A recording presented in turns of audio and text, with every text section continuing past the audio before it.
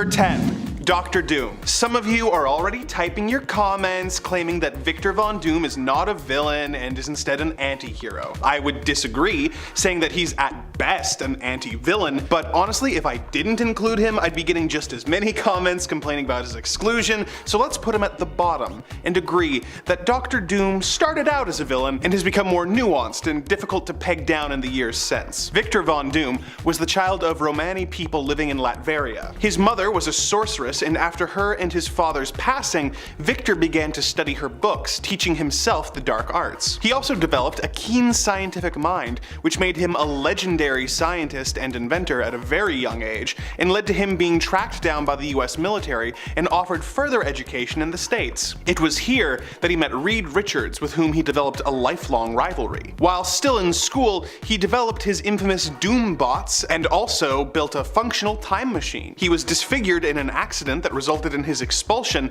and he went on to become the leader of some monks who helped him build his iconic armor. He became the main antagonist of the Fantastic Four and the dictator of the country of Latveria, causing lots of problems for the heroes of the Marvel Universe. His status as one of the most brilliant minds on Earth, as well as him being one of the Earth's most powerful sorcerers, combined with his diplomatic immunity, makes him a force to be reckoned with for both the heroes and the villains of the Marvel Universe. And at number 9 is Sabretooth. Sabretooth is like the darker, bigger, and stronger brother of Wolverine. He isn't actually Wolverine's brother, but the fights between Wolverine and Sabretooth were the absolute most bloody, knockdown, drag-out, legendary fights that go to such drastic extremes, and that's because neither of these guys can really be stopped, since they both possess an absolutely massive, powerful healing factor. They share a lot of qualities, honestly. Sabretooth has adamantium-laced bones and claws, superhuman senses, superhuman attributes, and even psionic resistances as well. The thing about Sabretooth is that he is just pure animalistic fury, a mindless killing machine, but one who has the training to make him just that much more of a force to be reckoned with. Even when he is stopped, he's almost never fully destroyed because of that damn healing factor that makes him next to impossible to bring down. Sure, he doesn't warp reality or cross-dimensional barriers, but even when he was thrown into the pit on Krakoa, where he was trapped alive but unable to move, he still proved a problem as he figured out how to escape. Magneto. When Mac Eisenhart was a young man in Germany, he was subjected to many atrocities at the hands of the Third Reich, who sent him to Auschwitz for no reason other than being Jewish. He eventually escaped and became known as Erich Lenscher. He discovered that he had the ability to control the powers of magnetism, and after the war, used them to track down former German soldiers. He developed the belief that mutants and humanity could not coexist and became Magneto, a mutant dedicated to mutant superiority and the leader of the Brotherhood of Evil Mutants. He fought the X-Men several times over the years, but they eventually came to an uneasy truce, working together to form a refuge for their kind on the island of Krakoa, which is good for everyone as Magneto is a very difficult villain to stop and has stood up to the entire Avengers team, once reversed the Earth's magnetic poles, and also created a global EMP which took out the world's technology, showing that he could plunge us back to the Dark Ages whenever he wants. Number 7. Apocalypse. The name of the game for Apocalypse, or En Sabanur, is survival of the fittest. His powers manifested back in ancient Egypt with the powers of immortality and the ability to alter the molecular structure of his own body. Now, we unfortunately have to talk about time travel here. I'm sorry. While Apocalypse has history with Kang the Conqueror as Rama Tut, the more important time traveler that Apocalypse deals with is Nathan Summers, aka Cable. In the future world of Cable, Apocalypse had conquered the world, so in order to stop that, Nathan went back to ancient Egypt to defeat Apocalypse. Now during that fight, the techno-organic arm of Cable bonded to Apocalypse, who used it to interact with a celestial spaceship and integrate all of its technology into himself, amplifying and enhancing his existing powers, allowing him to do pretty much anything. He can teleport, interface with any technology, grant himself almost any power like strength, flight, energy beams, telepathy, telekinesis, and all kinds of stuff. Obviously, it all depends on the story he's in. He's so incredibly OP that his powers wax and wane based on the story. Like in the X-Men animated TV show, he grew to like 1,000 feet tall and just used energy beams to completely vaporize the X-Men, and that could totally happen in the comics too at any point if it served the story. Usually he just sends out his horsemen to test the mutants though. The thing that makes him even more unstoppable is his ability to move his spiritual essence into new host bodies when his physical body is either worn out from his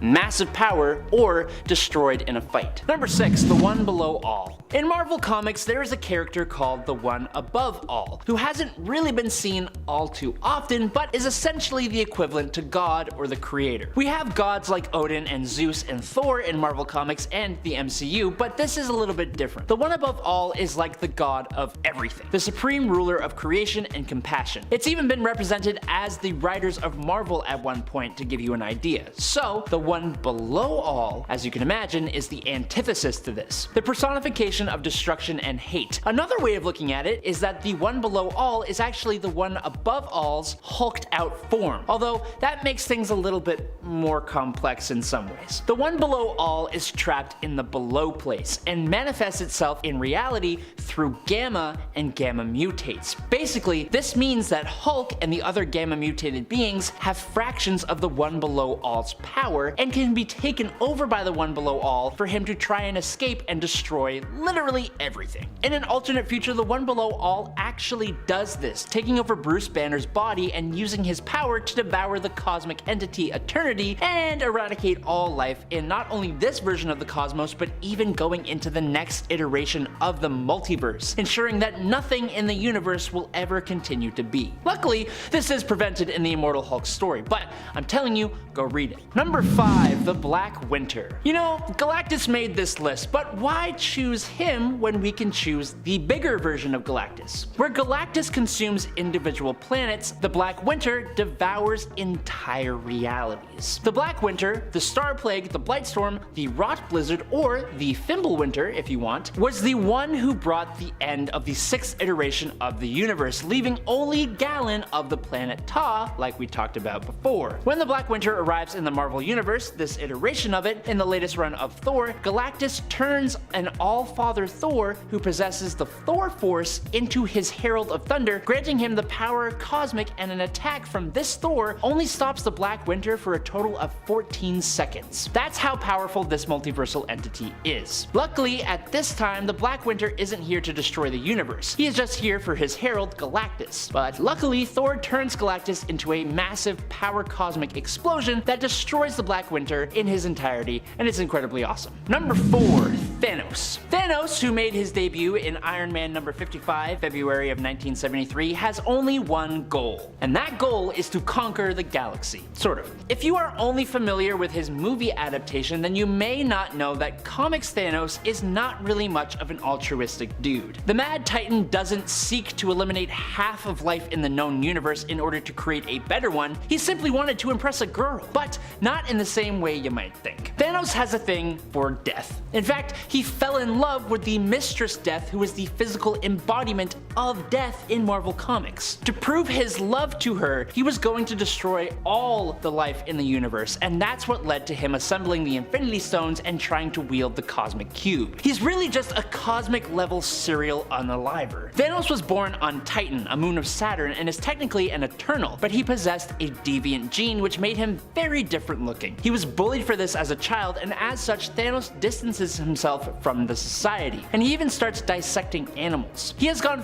far in his obsession with Mistress Death, kidnapping his own mother and taking her apart, training his daughter to become an assassin, and even sending a targeted nuclear strike at his own homeworld. He has the power of telekinesis and matter manipulation, has superhuman intellect, can master any technology, time travel, teleport, and is an incredibly powerful and scary dude. Number 3. The Beyonder. The Beyonder is a singular entity with no duplicate versions of himself in other universes, similar to the Phoenix. And a lot like the Phoenix, Beyonder is basically like a baby, in that he is a younger member of a race called the Beyonders, that are a near omnipotent alien race from a dimension outside of the multiverse. He is himself basically a whole universe. It's really hard to explain, but as he observes Earth and the Marvel Universe and the various races, he grows curious, and the Beyonder decides to study and analyze life and humanity, good and evil, and conflict, and to that purpose he pits Earth's mightiest heroes and villains against each other in the Secret Wars, the very first one. Now he did this by destroying an entire system of planets and creating Battleworld from the remains and from parts of Earth, so that's one level of power right there. Beyonder's powers surpass that of Eternity and the Living Tribunal himself, and he is capable of manipulating reality to his will, being able to pretty much do whatever he wants and grant himself himself any power he wants. It is more nuanced, but it's incredibly difficult to explain, and I don't have that much time, so we're moving on. Number 2, Dormammu. Dormammu is one of a race of extra-dimensional energy beings called the Faltine. Him and his sister Umar are both mutants of the species who seek to consume matter instead of energy, which is a big no-no among the Faltine, and along with taking out their own pops, it caused them to be banished. They both traveled to the Dark Dimension, and eventually Dormammu took it over. Dormammu is the prime enemy of the Vishanti, the gods who give the Sorcerer Supreme his supreme merch, and is stated by Odin to be his equal in power. He is more powerful than even the greatest sorcerers, including Doctor Strange and the Ancient One, and he can banish anyone from his domain, the Dark Dimension, but usually fights them for a bit of the old sport. He also has super strength, astral projection, matter transmutation, interdimensional teleportation, flight, can change his appearance and size, can control the elements, time travel, and project and absorb energy. He's also immortal, if that mattered, and has a regenerative healing factor, which seems kinda useless if you're immortal, but hey, I just work here. And finally, in at number 1 is Shuma Gorath. Shuma Gorath is one of the greatest of the leaders of the Old Ones, also known as the Many-Angled Ones. Think like Lovecraftian old gods, and that's basically the Old Ones, so cosmic horror, tentacles, and madness, all that good stuff. Shuma Gorath is the ruler of hundreds of dimensions and is said to be older than the universe itself. It has many mystical powers, including the ability to communicate and control others across dimensions, create mystical energy blasts from his eye and tentacles, and can transmute things on a planetary scale. He can destroy multiple galaxies with his aura pressure ability, and can destroy realities by using his tentacles to create a ball of energy that he just launches at entire realities. I don't even know how that makes sense. They first fully premiered in Marvel Premiere Volume 1, number 10, and in the comic, Shuma Gorath ends up using the mind of the Ancient One, Doctor Strange's mentor, as a portal to the dimension of Earth. Doctor Strange goes into the Ancient One's mind to battle the defenses of Shuma Gorath and fight his way into its realm, only to realize that the only way to win and to defeat Shuma Gorath is to actually take out the Ancient One himself. He's forced to do it, and it leads to him becoming the Sorcerer Supreme for the very first time. Starting off at number 10 today is Null. Null is the literal eldritch god of all symbiotes, their creator. Null existed before the current version of the universe ever even came be, in the black void of nothingness. One of his very first acts after he was awoken by the light created by the formation of the universe was creating the all-black Necrosword. This was the very first symbiote, and it was immensely powerful. Using it, Null was able to slice the head clean off of a Celestial. For this insane feat of power, he was banished to a void where he worked more and more on the sword, and eventually he broke free and went out into the universe with the intent of wiping out various different gods until he was defeated and he lost the sword to Gore the God Butcher. And if we want to talk about villains who should have been more powerful in the MCU, he's top of the list. Null then goes on to make more and more symbiotes, all share a hive mind under the control of Null. They eventually rebel and imprison Null inside the symbiote homeworld Clintar, which is actually symbiote for Cage. He's one of the strongest villains Marvel Comics has shown us. He faced off against all the Earth's heroes and nearly won. He has awoken, enslaved, and controlled Celestials, and even defeated the Sentry, ripping him in half and absorbing the Void. The only thing that defeated him was Eddie Brock's Venom, wielding the Unipower, aka Captain Universe, the protector of the universe and the opposite to everything that Null represents. Number 9, Abraxas. Abraxas is the polar opposite of the cosmic entity known as Eternity. This essentially means his whole reason for existing is to destroy all of the multiverse, which,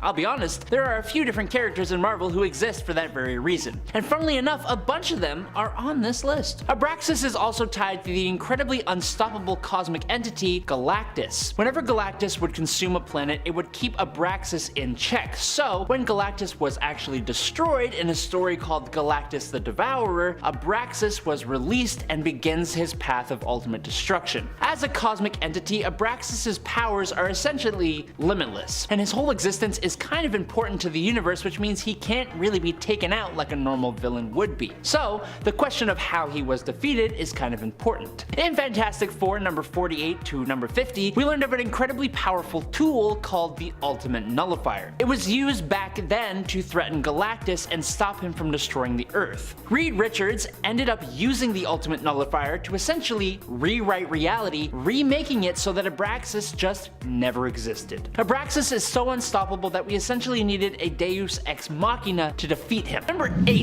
The Chaos King. Amatsu Mikubashi, first appearing in Thor Blood Oath number 6 in 2006, is the Japanese god chaos, evil, and an aspect of the cosmic being known as Oblivion. Mikubashi ruled and thrived over the Earth when it was nothing more than a formless void of primordial darkness, and as such, his goal now is to bring it back to that age of chaos and void and darkness. He is a primordial being who was imprisoned in Yomi, the Shinto underworld, where he remained for centuries, accruing an army of Oni, Shinma demons, and other monsters. During the events of Ares, god of war, Chaos King attacks Olympus after he had defeated and controlled the Japanese pantheon after the fall of Asgard during Ragnarok. This is what kickstarts his mission in Chaos War, where he slays the Egyptian gods, Celtic gods, Shi'ar gods, and gods of Zen law. He takes out Nightmare in the dream dimension, destroys Mephisto somehow, and casts Mistress Death out of hell, making her literally run away, and releases the souls of the damned. He has the power to defeat Eternity and is practically unfazed by attacks from the likes of someone like Zeus. God Hercules, Galactus, Silver Surfer, and Thor teamed up together but could not defeat Chaos King. To win, this insanely powerful god of gods, Hercules, had to punch him into a portal to an endless void of nothingness, and this was after he had already destroyed about 98% of the universe. Number 7. Tiger Wild. One night in the country of Latveria in the year 2099, a portal opened, spitting out a man dressed as the long disappeared ruler of Latveria, Victor Von Doom. Despite the fact that the man under the mask was far too young to be the real Doom, he somehow had all the original's powers and memories. He set about reclaiming his throne, as he soon discovered that the country was under the control of a dictator named Tiger Wild. Tiger had been a high-level executive for the evil Alchemex Corporation before leaving the company and taking over Latveria. Although he had saved the nation from being taken over by the corporate forces that had seized control of many of the planet's other nations, he now ruled the nation with an iron fist, squashing any who dared oppose his rule. Doom used his power armor to cut through Tiger's security to get to the new Latverian ruler. He confronted him, but was shocked when Tiger turned out to be a cyborg with enhanced strength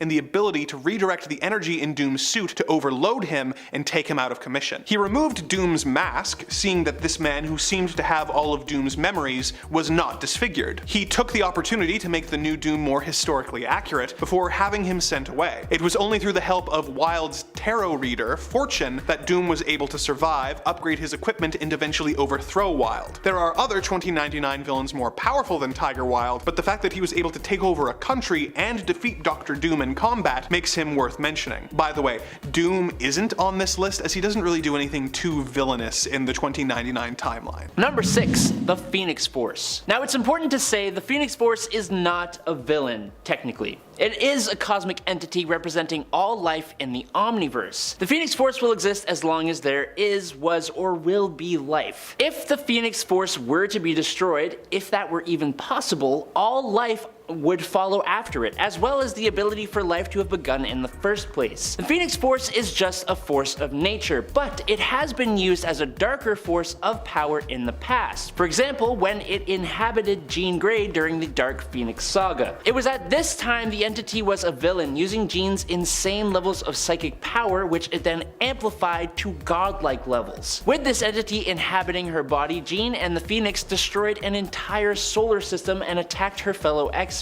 Jean had to actually bring her own end just to stop what was happening, and when the Phoenix regained its memories of all the evil it had done, it brought Jean back to life to help make things a little better. And that's not the only time. There was the whole X-Men versus Avengers thing, and there was that time that Thane, Thanos' son, had the Phoenix Force. Almost every time the power of the Phoenix Force comes up, it usually corrupts its bearer and makes like a big stink. like a huge stink, big old fart. Number 5, Dormammu. Most fans of Doctor Strange know Dormammu. This being composed of pure magic energy rules the dark dimension and spends most of his time taking over other realities as he finds them. He's essentially immortal and capable of wielding godly power over magic, the dead, souls, and pretty much anything, really. When he is in our reality, he can be thwarted and returned to his own, usually by the Sorcerer Supreme, but within the dark dimension, he reigns supreme and cannot be taken down, like, at all. Using his vast magical abilities and the influence of his power, he is constantly trying to invade our reality, and even when he is banished back or he is stopped, he always comes back eventually, and he has been doing this for millennia. Number 4, the Beyonder. The Beyonder is a singular entity with no duplicate versions of himself in other universes, similar to the Phoenix Force. And also a lot like the Phoenix Force, Beyonder is basically like a baby in that he is a younger member of a race called the Beyonders that are a near omnipotent alien race from a dimension outside of the multiverse. He is himself basically a whole universe.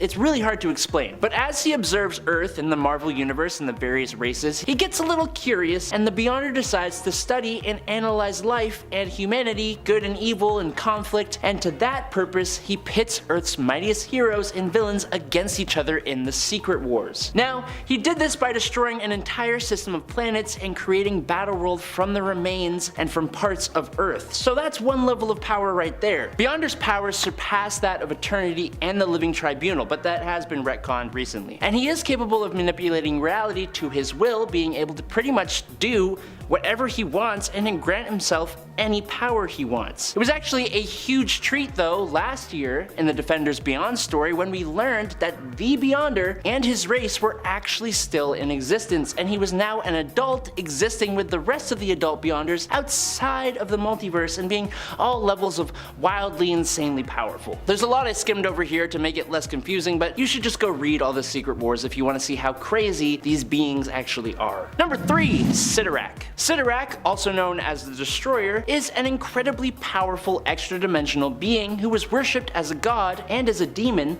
by the primitive humans of Earth until he was banished back to the Crimson Cosmos, which is where he comes from. Now, as the Destroyer, Sidorak's main goal is to just cause destruction and raise destructive power. Simple as that. To do this though, from the Crimson Cosmos, and also to win a wager with 8 other godlike deities like himself, he created the Crimson Gem of Sidorak, which allows him to select a person to be his avatar, enhancing them to become the indestructible and immortal Juggernaut, which kinda gives us 2 different versions of Unstoppable all wrapped up into one package. You're welcome, Merry Christmas, that's for you. As the Juggernaut is essentially a physically unstoppable force of kinetic energy, unless you're the Hulk, I guess, then you can stop him.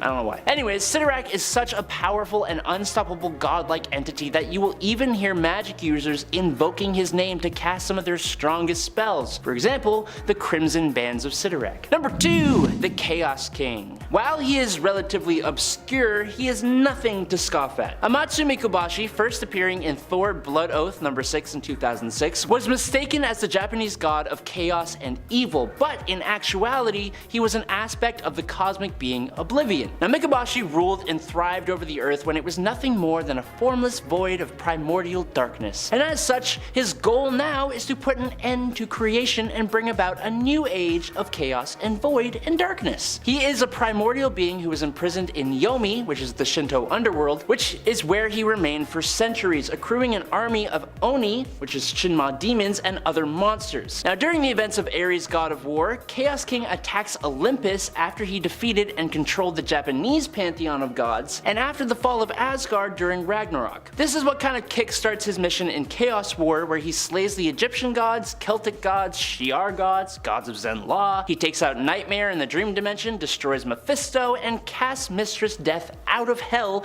making her literally run away. And he releases the souls of the damned. He did all that. He has the power to defeat eternity and is practically unfazed by attacks from the likes of Zeus. God Hercules, Galactus, Silver Surfer, and Thor together could not defeat Chaos King. To win, Hercules had to literally punch him into a portal to an endless void of nothingness, and this was after he destroyed 98.76% of the entire universe. That's a lot. not. Number 1. Chthon. Chthon is one of the most powerful demons to ever exist. Even though he predates anything like this, of all the devil-like demons out there, including Mephisto, Chthon is the closest thing to the actual devil. He and his Ngari actually ruled the earth before the angel Lucifer attacked them, and that was before Lucifer ever rebelled against heaven and became the actual devil. Chthon himself is responsible for all the witches, werewolves, vampires, and other dark creatures, as well as being the master of the most powerful form of magic, chaos magic, which is the same stuff used by the Scarlet Witch. The Scarlet Witch has altered all of reality with just a fraction of that magic, so yeah, it's a lot. His opposite, Oshter, is one of the 3 beings that make up the Vishanti, and they stand in direct opposition to Chthon specifically, creating the Book of Vishanti in response to Chthon's Darkhold. Other demons and dark sorcerers, including Dormammu and Mephisto, call on Chthon's name to cast some of their strongest spells, and the Sorcerer Supreme, Doctor Strange, was almost corrupted and permanently taken out by Chthon's mere presence alone. He is extremely hard to bring down, and even if you manage to do so, it's only a matter of time until he comes back. In at 10, Green Goblin. In his pursuit for ultimate power, Norman Osborn devised a plan to unite all of New York's independent gangs under his leadership, aiming to establish himself as the most formidable gang lord in the city. To assert his dominance and gain notoriety, he targeted Spider-Man as his chosen victim and dispatched 2 criminals, Scorcher and the Headsman, to eliminate the web-slinger. Their failure, though, led Osborn to adopt a persona reminiscent of a childhood nightmare, transforming into the Green Goblin. However, the chemicals that he used caused the Green Goblin to become a separate entity within Osborn's mind. As Norman's memories resurfaced, the Green Goblin persona sought to dominate him and defeat Spider-Man once and for all, this time employing a bomb filled with gas that nullified the hero's wall-crawling ability. However, Spider-Man outsmarted the Green Goblin again by leading him to a hospital room that had Norman's son, who was suffering from an overdose. Confronted with the dire consequences of his actions, Norman regained his sanity and returned to his normal state temporarily, but of course, you can't get rid of the Green Goblin. You can't kill what's already dead. In at 9, Dr. Doom. Victor Von Doom, also known as Dr. Doom, is a Latverian politician and the ruler of the Kingdom of Latveria. He conceals his scarred face behind an iron mask and armor, and is renowned for his unparalleled intellect and scientific prowess. Doom is considered one of the brightest minds on Earth. In addition to his scientific abilities, he possesses formidable skills in sorcery, placing him among the most powerful magic users in the universe. So, I mean, with a slight caveat. I'll talk about that in a second. With ambitions of bringing order to humanity through world domination, of course, Doom had clashed with superheroes and cosmic entities alike. He is most notably recognized as the nemesis of Reed Richards and the arch-enemy of the Fantastic Four, which is probably where he's getting the street-level title, and his initial encounter with the team involved capturing Sue Storm and coercing the others to retrieve the mystical Stones of Merlin through time travel. He later manipulated Namor into joining forces with him in an attempt to destroy the Fantastic Four, but then, after sacrificing the reanimated body of his first love that he was using as a familiar, Doom gets her skin as his new armor, along with stronger magical powers, which he then uses to neutralize the Fantastic Four. Eventually, though, Reed ends up taunting Doom enough for him to anger the demons that he made a deal with to get the skin armor, which that's actually a thing.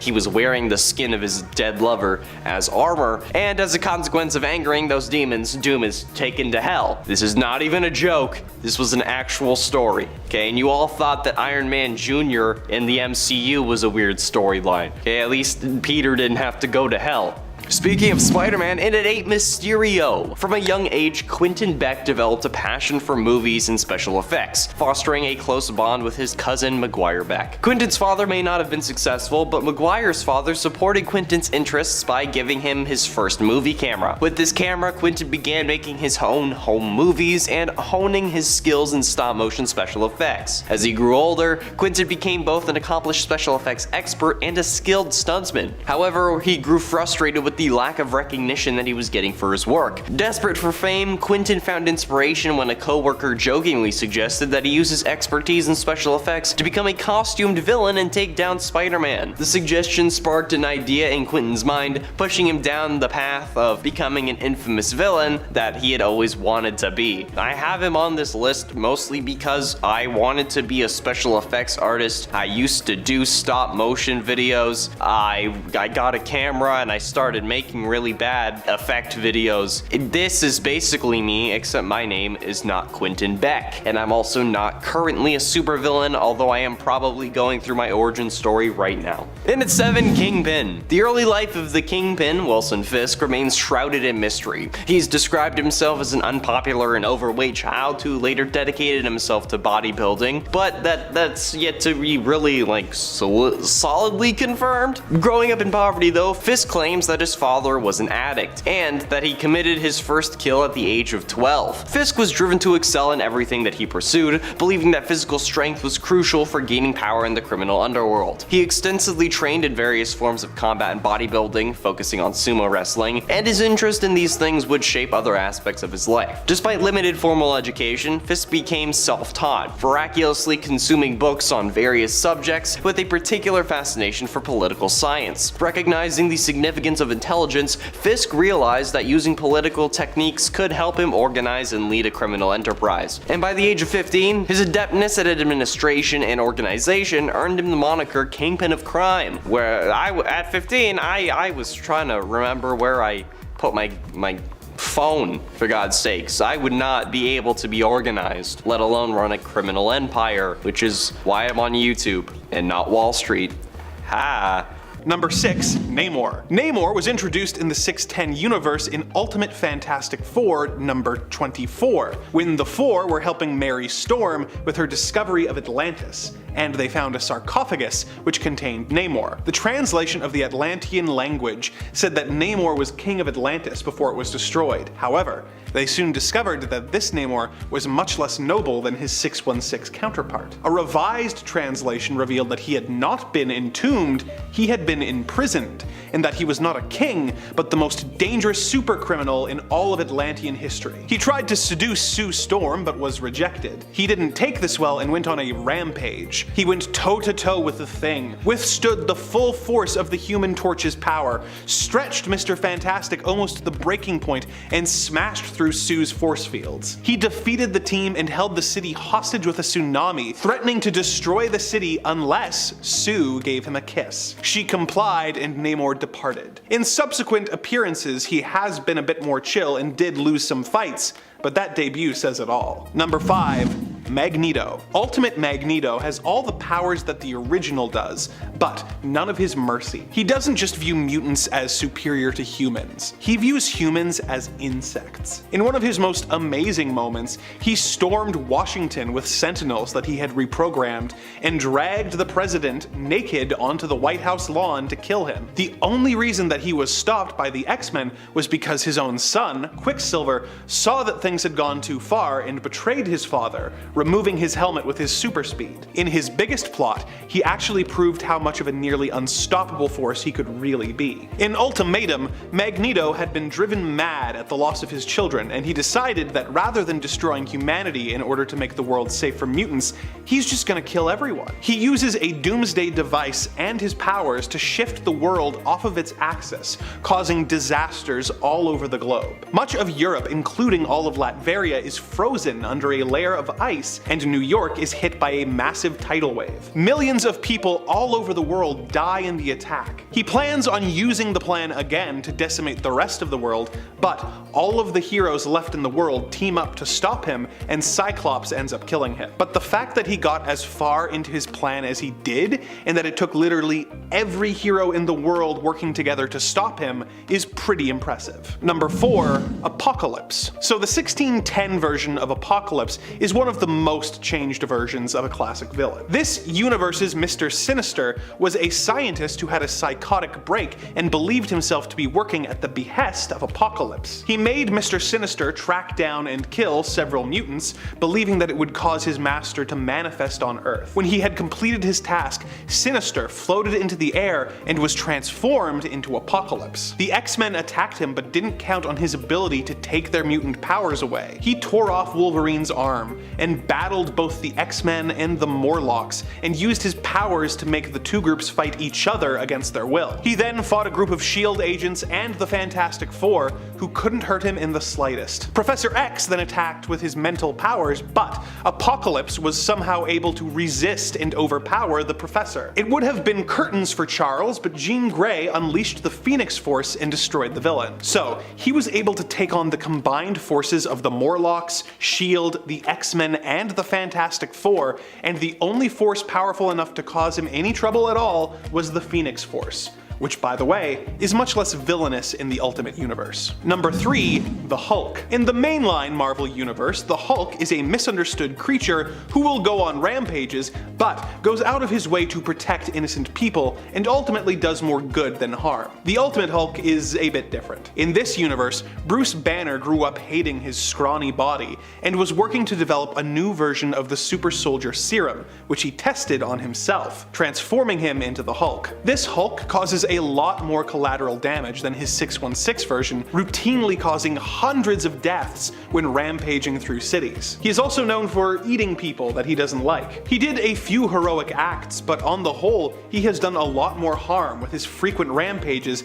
and his eventual team up with the villainous Maker to fight the Ultimates, the 1610 version of the Avengers. Like the classic Hulk, there are very few characters who can stand up to Hulk, and even if they do, his healing factor is so efficient that any injuries will soon be healed. If that wasn't intimidating enough, there was a time where this evil Hulk stole the Infinity Gems and used them to fight the heroes. So Hulk with an Infinity Gauntlet. Yikes. Number 2. The Green Goblin. This is the villain that got one of the biggest makeovers in the Ultimate Universe. Norman Osborn was trying to develop a super soldier serum, which he called the Oz formula. After an Oz-infected spider bit Peter Parker and gave him spider powers, Norman theorized that since the Oz and spider DNA had made Peter the way he was, injecting himself with Oz mixed with his own DNA would turn him into a heightened version of himself. Instead, it turned him into a hideous giant goblin creature. While the 616 goblin has super strength and uses a glider with pumpkin bombs, this goblin had insane super strength as well as fortified tissues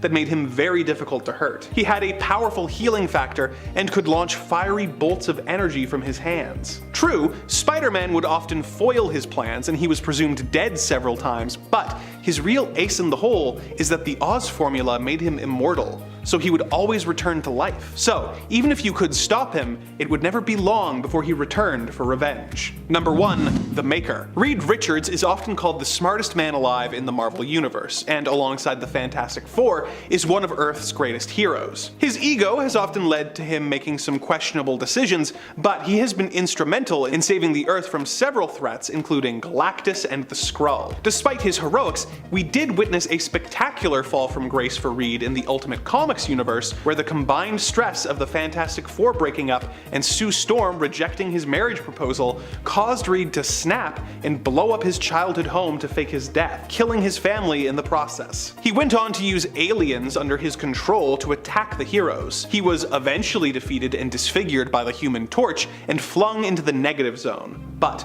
Reed returned to Earth and took on the identity of the Maker, and set out on a twisted quest to make the world perfect. He killed all the Asgardians in an attempt to understand Thor's power, and used an antimatter attack on Washington, D.C., killing POTUS, his cabinet, and all of Congress. The Maker went on to do a lot of twisted stuff, fighting the heroes of his own Earth as well as the heroes of Earth 616, showing just how dangerous Reed Richards can be when his massive brain is turned against Marvel's heroes. He is the ultimate threat to the Ultimate Universe, and just as dangerous to the 616 universe. Number 10. Dormammu. One of the most powerful magical villains in the Marvel Universe is definitely Dormammu, especially if you end up going to the Dark Dimension to face him. Here, Dormammu reigns supreme, and so his power is considered limitless. I don't know about you, but if Dormammu is ruling, I'm pretty much just going to stay out of the Dark Dimension, I think. I think that's a good idea if he's there. At one point, Doctor Strange even ended up as Dormammu's prisoner in the comics, trapped in the Dark Dimension alongside his defenders, and for a surprisingly lengthy period of time too. In fact, Strange almost gave up hope that he'd actually even get out at one point. Dormammu himself is composed of mystical energy. He's basically like a big ball of flaming magic. He's virtually immortal, while in his dimension can manipulate matter as he sees fit, can control the elements, and can change shape and size at will. And friends, before we move on to our next spot on this list, if you love what we do here at Top 10 Nerd, be sure to let us know that you love us by clicking that like button. Number 9. Dracula. When we think of scary villains in general, many of us probably normally think of scary monsters that we've seen in movies and read about in iconic literature, like Dracula. Well, Dracula, thanks to Dracula being considered public domain, he also exists in most comic book realities as well, including that of Marvel Comics. And guess what? Doctor Strange has also fought against him. In fact, if it weren't for Doctor Strange, Dracula may have never been defeated. Doctor Strange not only defeated Dracula, but at the same time also successfully defeated all vampires on Earth. It's true. How did he do this? By possessing the knowledge of and utilizing the Montesi formula. This isn't Strange's only tie to the world of vampires either. Doctor Strange also has a brother who became a vampire, and he has crossed paths with Chthon, who is believed to have been the one to create a few different kinds of supernatural beings, including, you guessed it, vampires. Number 8. Cyttorak. Doctor Strange actually wields the bands of Cyttorak, tying him directly to this villain. But you probably know Cyttorak better for his influence over Juggernaut, the X-Men villain who is the stepbrother of Professor Charles Xavier, aka Professor X. Cain Marko, Charles' stepbrother, was the avatar of Cyttorak for a long time, having come into contact with Cyttorak's gem and gaining immense power, also being made to act as Cyttorak's agent on Earth. Cyttorak himself is a demon and has also been worshipped as a god. He is focused on and symbolizes heavily the concept of destruction, known as the Lord of Oblivion and the Destroyer. He was at his most powerful when he was on Earth, but eventually became banished from Earth and was forced to return to his home dimension known as the Crimson Cosmos. He actually made his first full appearance in Doctor Strange Sorcerer Supreme issue number 44. I wonder actually, remember how we used to say that Cyclops' eyes are like a portal to a world filled with energy? That was a thing people used to say. I wonder if that was the same world that Cyttorak was from, just because like Crimson Cosmos makes me think of a world that's just pure like red energy. I don't know if that's what it's like in Cyttorak's dimension, but that's a headcanon that's in my mind now, so. Number 7. Three Mothers. Death of Doctor Strange is an overarching story and miniseries that really has it all. It has drama, mystery, romance, heartbreak, and of course, lots of horrifying moments to just round it all out. The story delivers on what the title promises, the death of Doctor Strange. After his death, it is revealed Strange had some fail-safes in place to help him actually solve his own murder. A past version of Strange appears and ends up hot on the trail of solving his own murder with the help of magical allies such as Wong and Clea. We're also introduced to the Three Mothers, villains who live to feed another possibly even more terrifying entity who's actually their own master, known as the Peregrine Child. Number 6. Null. Null existed long before even the Celestials in the 6th incarnation of the multiverse, where he existed in basically nothingness. But when the Celestials created the 7th multiverse, Null was mad that he got woken up. So he created the all-black Necro Sword and beheaded a Celestial. For this insane feat of power, he was banished to another void of nothingness where he improved on the sword and eventually broke out into the universe, taking out various gods until he lost the Necro Sword after being defeated by a mysterious god of light. Null then goes on to make more and more symbiotes. Yes, the symbiotes like Venom and Carnage, who all share a hive mind under the control of Null himself. These symbiotes, who are all terrifying in their own right, eventually rebel and imprison Null inside the symbiote homeworld, Clintar. In the 2020 King in Black story, Null escapes, again, and heads to Earth where he faces off against literally all the heroes and even some of the villains. He's one of the strongest villains in Marvel Comics. He is immortal, super strong, instantly heals, can create an unlimited amount of symbiotes, some of which who have been incredibly powerful on their own, and he can control them all. The Silver Surfer had to use all the reserves of the power cosmic to just temporarily stop Null. Thor, using the power cosmic and the Thor Force, was no match for Null at all. Null has awoken, enslaved, and controlled Celestials and even defeated the Sentry, ripping him in half and absorbing the Void, who we just talked about. The only thing that defeated him was Eddie Brock's Venom wielding the Unipower, which is Captain Universe, the protector of the universe and the opposite to literally everything that Null represents. Number 5, the Apocalypse Twins. So this duo made their first appearance in issue number 5 of Uncanny Avengers, which was only published in 2013, ergo making them the most recent villains to come into the universe that I'll be discussing today. So they're mutants and the twin descendants of the big supervillain Apocalypse, so yay! Being bad comes pretty honestly to them. Okay, technically their real names are Uriel and Iman, and they were initially created by writer Rick Remender and artist Olivier Coipel, but Apocalypse Twins does sound infinitely cooler. So they were raised by Clan Akaba, a cult dedicated to their dear dad, which aimed to bring about the return of the powerful mutant leader. In terms of specific scary powers, Uriel possesses the ability to manipulate and transmute organic matter, including the power to heal and create life, while Iman has time manipulation abilities, allowing her to see into the future and alter the time stream. The duo are skilled manipulators who use their powers and charisma to sway others to their cause, just like, your everyday narcissists. So that's another little tick on the pass list from me. The twins believed that they could save mutant kind by eliminating threats to mutants and humankind alike, and had a twisted vision of a better world and sought to achieve it through drastic means. I hate sounding like a broken record, but jeepers. Look, a perfect world does not exist when created by force. In terms of, the hell they've unleashed specifically on the Avengers, they created a team of the 4 Horsemen of Death to execute their plans and clashed with the Avengers and the X-Men, leading to a major conflict known as the Ragnarok Now storyline. The storylines involving the Apocalypse Twins had lasting repercussions in the Marvel Universe, affecting relationships among mutants and superheroes. Their parentage plays obviously a very significant role in their menacing presence. As the offspring of Apocalypse, one of the most powerful and iconic villains in Marvel history, their genetic lineage implies an inherent potential for immense power and malevolence. Number 4, Chthon. Chthon stands as one of the most powerful demons in existence in Marvel Comics, and his ancient origins make him comparable to the very archetype of evil itself. He predates even the likes of Mephisto and is often regarded as the closest embodiment of the devil in demonology in Marvel Comics. Chthon and his Ngarai once ruled over Earth until they faced an assault by the angel Lucifer, an event that occurred long before Lucifer's rebellion against heaven and his ascent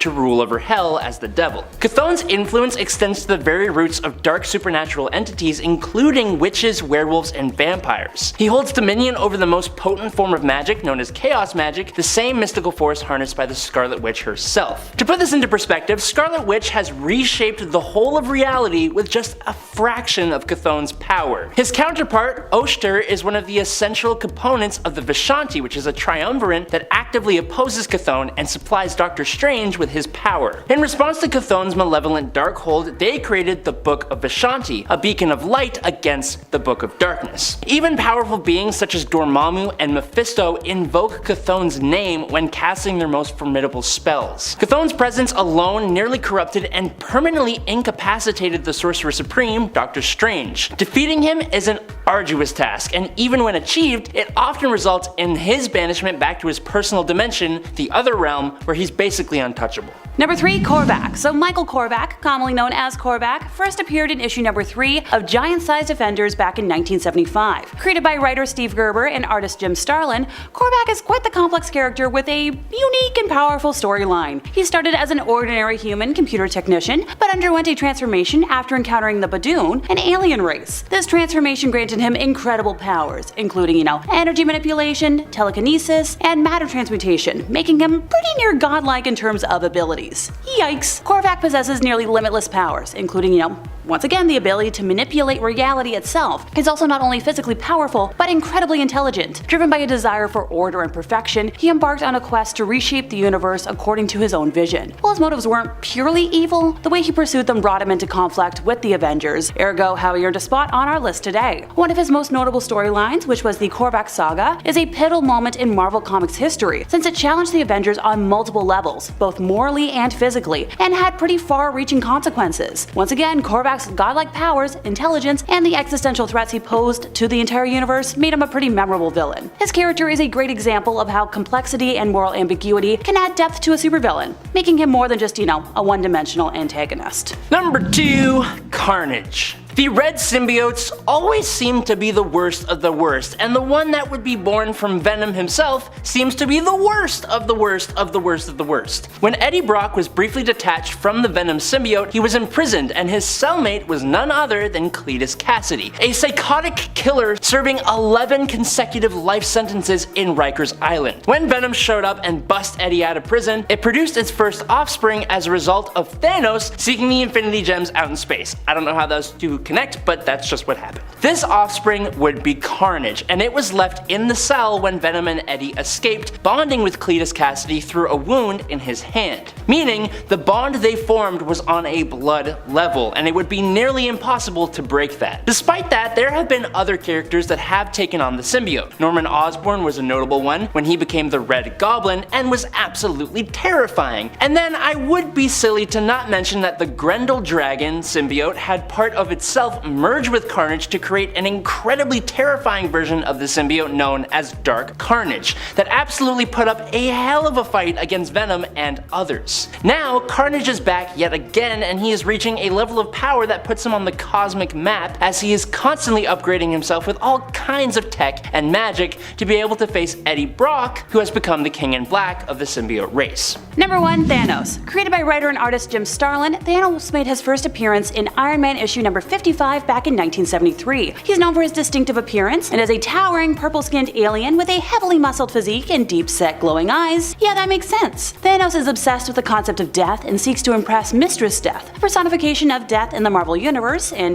visually speaking, I can't blame him for wanting to impress her. To gain her favor, he often engages in grandiose and destructive acts, including seeking to wipe out half of all life in the universe. Thanos possesses a vast array of superhuman abilities, including super strength, durability, and agility, not to mention that he's highly intelligent and a strategic mastermind. Despite being a villain, he exhibits moral complexity and genuinely believes that his actions are necessary for the greater good, even if they involve mass destruction. The level of delusion there might just be what scares me the most. Oh, and tiny thing, Thanos also poses a cosmic level threat to the entire universe, since his plans often involve consequences on a cosmic scale, making him a particularly dangerous foe.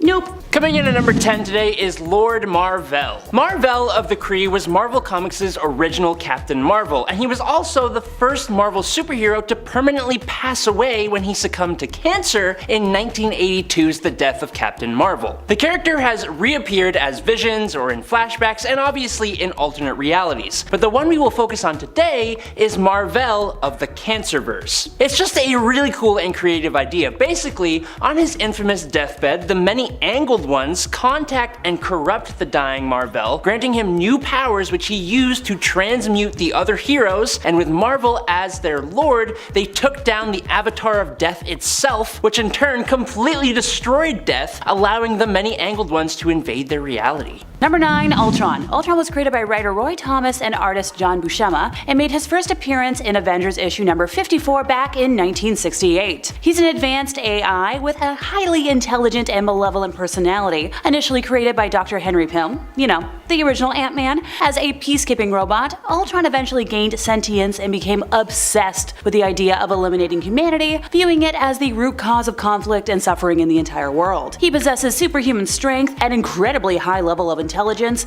durability, and the ability to upgrade and improve himself, making him a very scary villain by my view of things. As an artificial intelligence, Ultron has the ability to control and manipulate advanced technology, and often creates armies of robotic drones called Ultron Sentries to carry out his plans, with his primary goal being to replace humanity with an entire race of robotic beings he calls Ultronics. Now, unlike many villains who have, human motivations or emotions, Ultron's cold, calculating nature, devoid of human empathy or conscience, makes him particularly chilling. Once again, he views humans as inherently flawed and disposable. Outside of just the comics, the possibility of a real-life Ultron raises existential questions about the potential dangers of creating advanced AI and the consequences of unchecked technological progress, which is something that terrifies me on a regular basis. Overall, Ultron's combination of intelligence, ruthlessness, technological prowess, and his lack of human qualities contributes to his reputation as a genuinely scary and memorable villain in the Marvel Universe. Number 8. The Void. Similar to Lord Marvel, the Void is essentially taking the strongest and brightest character and creating a villain that is a sick and twisted version of that. A large part of what makes the Sentry so much more interesting is that while he is essentially like a god-like superhero who inspired all the other heroes, he also has a dark persona called the Void. The Void went on a rampage that took the lives of around 1 million people and almost destroyed Manhattan itself, and so the Sentry made the decision, with other heroes like Reed Richards and Doctor Strange, to cause the entire world to forget about the Sentry himself. Now, in New Avengers from 2004 and 2005, the Sentry comes back to the world, and through a series of events, the Void also returns. Full rosters of the Avengers, X-Men, and the Fantastic Four all went to take on the Void, and they couldn't do a damn thing. Only the Sentry himself could really subdue the Void, and it, in classic supervillain fashion, vowed to just come back. And it totally did. In this siege event, Norman Osborn decided to attack Asgard, and he used the Sentry to do this. The problem is, the Sentry ended up unleashing the Void, and it totally obliterated Asgard completely, taking out Loki in the process. This did actually branch off into a what-if story where the Void was never stopped and destroyed every superhero on Earth, and then went off into the universe to basically do the same thing everywhere else. Number 7. Venom. Ultimate Venom is not an alien symbiote, but a genetically engineered suit developed by Eddie Brock and Peter Parker's dads. When Peter used the symbiote to get his black suit, Eddie became jealous and fused with a sample of the symbiote that was in storage. This caused him to become Venom. While in Venom form, he has an insatiable hunger and has to consume people at a regular rate in order to not be consumed from within the suit. He has all of the classic Venom's powers, like the strength, the healing, the ability to override Peter's spider sense, but unlike the classic Venom, he doesn't have the same level of weakness to sonics and fire. Electricity is his weakness, but his savagery makes him even more dangerous than the original Venom. He became even more powerful when he absorbed the Carnage symbiote, becoming even bigger and monstrous than before. And at 6, Yelena Belova. Yelena Belova, a skilled super spy molded to surpass her idol Black Widow, Natasha Romanoff in the Red Room Academy, faced a harsh lesson from Romanoff herself, revealing the dark reality of being a spy devoid of glory or heroism.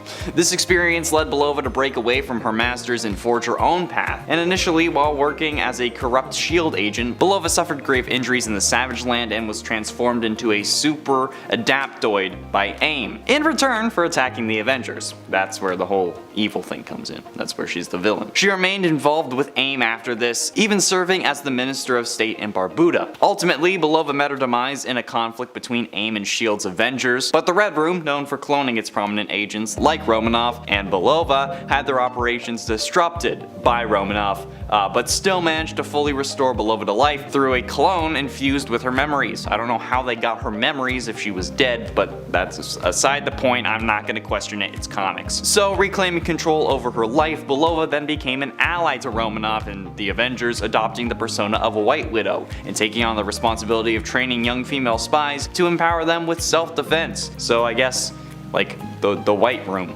or the Blue Room? I don't know, what's the opposite of red? Halfway through into number 5, Hammerhead. As a young boy, Joseph and his family escaped the Soviet Union with the assistance of a man known as the General. However, his childhood was marred by his father, who punished him for speaking Italian and subjected him to relentless hammerings, if you understand what I'm saying. Joseph's attempts to conceal his true Russian identity were exposed by a bully named Rico at school, who not only revealed his lie but also took away his hat, exposing the scars on his forehead. Seeking acceptance in the mob, Joseph, now known as Hammerhead, killed Rico and his girlfriend, successfully convincing the mob that he was Italian. After a severe head injury in a brawl, Hammerhead's shattered skull was replaced with a steel one by Jonas Harrow, upping the ante of his existing mental and emotional issues. Upon waking, Hammerhead fixated on a 1920s movie poster, adopting the persona of a mobster from that era, complete with clothing, weaponry, speech patterns, and behavior. In this new identity, he disavowed his real name, claiming to have no recollection of it, and just became Hammerhead. But I mean, given your origin of Hammerhead, yikes, that's dark. That's a dark way to get a name. Man, me oh my, it's hammer time.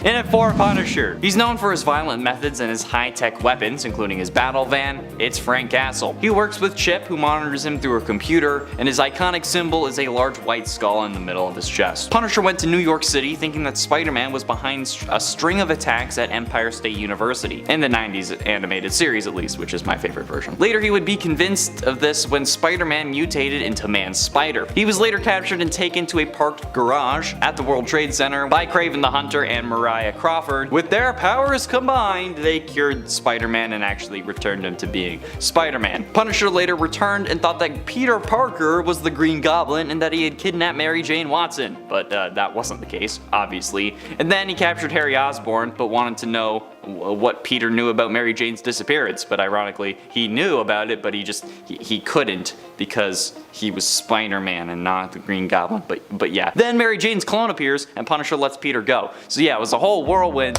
but I like that version of Frank Castle. But yeah, there you go. In at 3, Winter Soldier. James Buchanan Bucky Barnes, initially an American soldier, experienced a significant transformation in his life when he was recruited into the US Army during World War II. Serving alongside his best friend Captain America and the invaders, they played a crucial role in securing victory for the Allies. However, Bucky was presumed dead near the war's end, only to resurface as the brainwashed Winter Soldier, carrying out covert operations and committing ruthless assassinations under the control of the Soviets, particularly Vasily Karpov. For several decades he operated under this role until his memories were restored, prompting him to assume the mantle of Captain America following Steve Rogers' apparent demise, while also becoming a member of the Avengers. However, when Steve returned, Bucky resumed his identity as the Winter Soldier once again, returning to his complex and multifaceted journey, which is different from the version in the MCU, but hey, there you go. That's just one of the things they had to change for the MCU, because I mean, making a random Winter Soldier Soviet wouldn't make sense in the context of that universe. So yeah, they were like, yeah, let's make him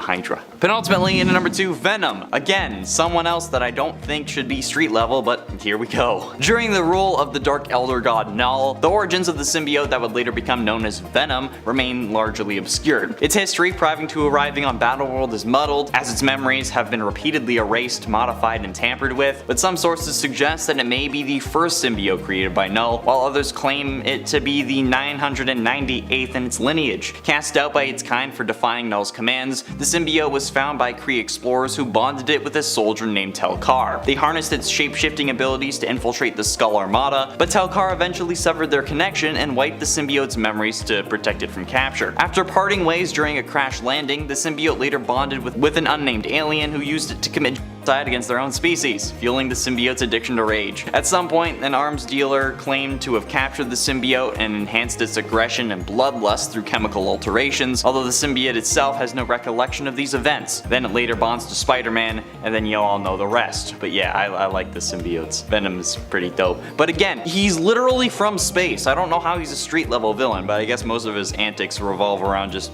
being mad at Spider-Man, so I guess it makes sense. And finally, in at number 1, Street. This is the most street level villain that I can talk about because his name is literally Street. God. Henry Kramer was an employee at Industrico, a company working on an experimental asphalt polymer. Tragically, he fell into the mixer, becoming engulfed in the compound. The asphalt mutated his body, transforming him into a vengeful giant asphalt figure known as Street, terrorizing New York City. Street clashed with Spider-Man and the Human Torch, escaping their grasp by assimilating into the streets. However, he was crushed by the alien Goom and later defeated by the Fantastic Four. Reconstructing himself multiple times, Street continued his quest for revenge, only to be repeatedly crushed and defeated by these heroes. Each time he rebuilt himself though, Street faced the wrath of the Fantastic Four, who ultimately left him in pieces. Despite his determination, Street found himself constantly crushed and thwarted by the heroes, vowing revenge but unable to achieve it. But there you go, he is literally street level because he is literally the street. And at 10, Mr. Negative. I always feel weird giving people with superpowers like the street level moniker, just because, well, you know, they have superpowers, and street level in my eyes would be those without powers who are just like martial artists,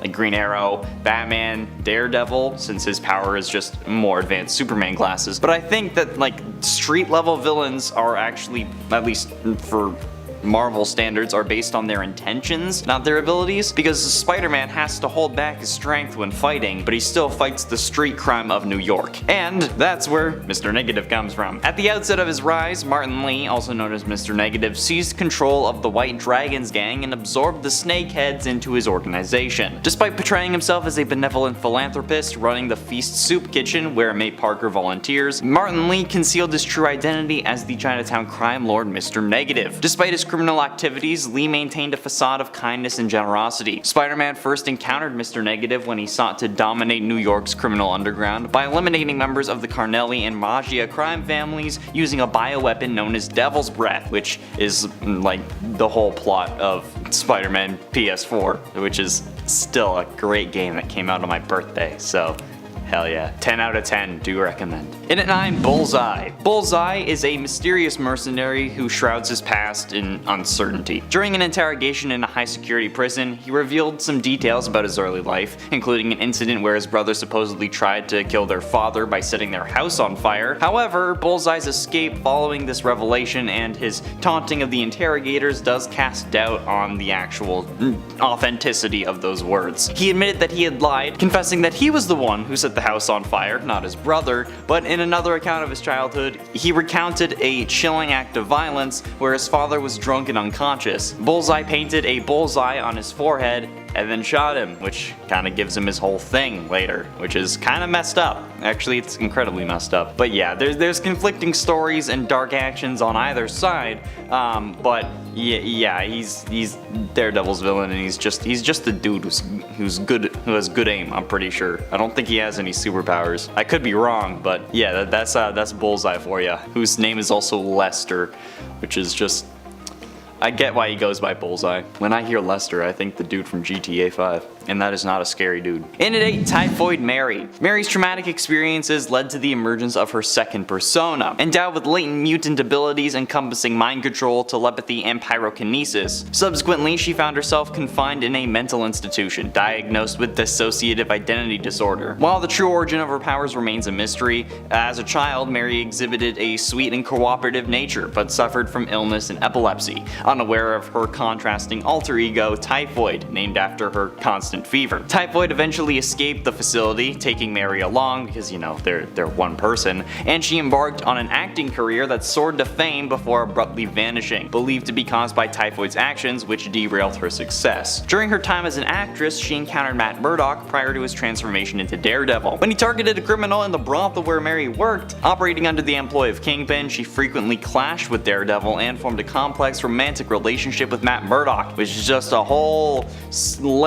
it's multiple layers of weird. That's like Felicia Hardy and Peter Parker dating, but then also fighting each other as Black Cat and Spider-Man, which I guess does happen at one point, but like, you know what I mean. It's still weird. And at 7, Tombstone. Lonnie Lincoln, born and raised in Harlem, New York City, faced a childhood of isolation due to his albinism and speech impediment. His pale skin and whispered voice made him an outcast, except for Joe Robertson, an aspiring journalist who Lonnie mistakenly believed to be his friend. Seeking validation, Lonnie turned to intense exercise and transformed into a school bully, using his size and strength to intimidate and extort money from his peers, earning him the moniker of Tombstone. I don't know why they're giving you the nickname of Tombstone in high school, but whatever. However, when Lonnie discovered that Robertson was investigating and planning to expose his activities in the school newspaper, he felt betrayed and violently attacked him, attempting to coerce him into abandoning the story. But yeah, no, it didn't. And then he becomes a criminal mastermind. There's a story for you. Yeah, don't bully people so that they then turn into bullies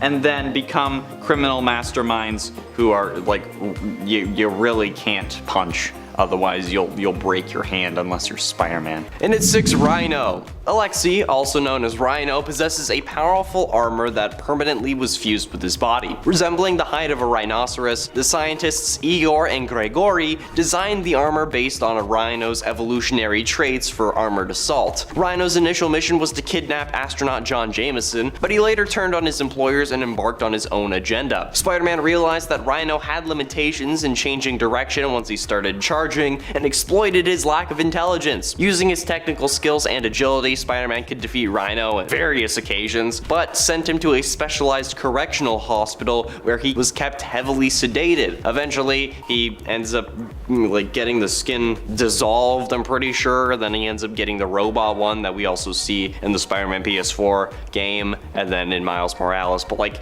still, the dude's a freaking Rhino, okay? That you can't really get more than street when you're a Rhino who's dumb and can only run in a straight line after you start charging. You can't really do more than that. You ain't gonna be fighting the Watcher, okay? Sorry, but it's true. Halfway through into number 5, MODOK. George Tarleton, also known as MODOK, the mental organism designed only for killing, was a technician working for AIM when he was transformed into a human computer by the Scientist Supreme. Yeah, I know, Sorcerer Supreme, Scientist Supreme. Come on, where's the Nachos Supreme? Where's the Fries Supreme? I want to know. I'm hungry, okay?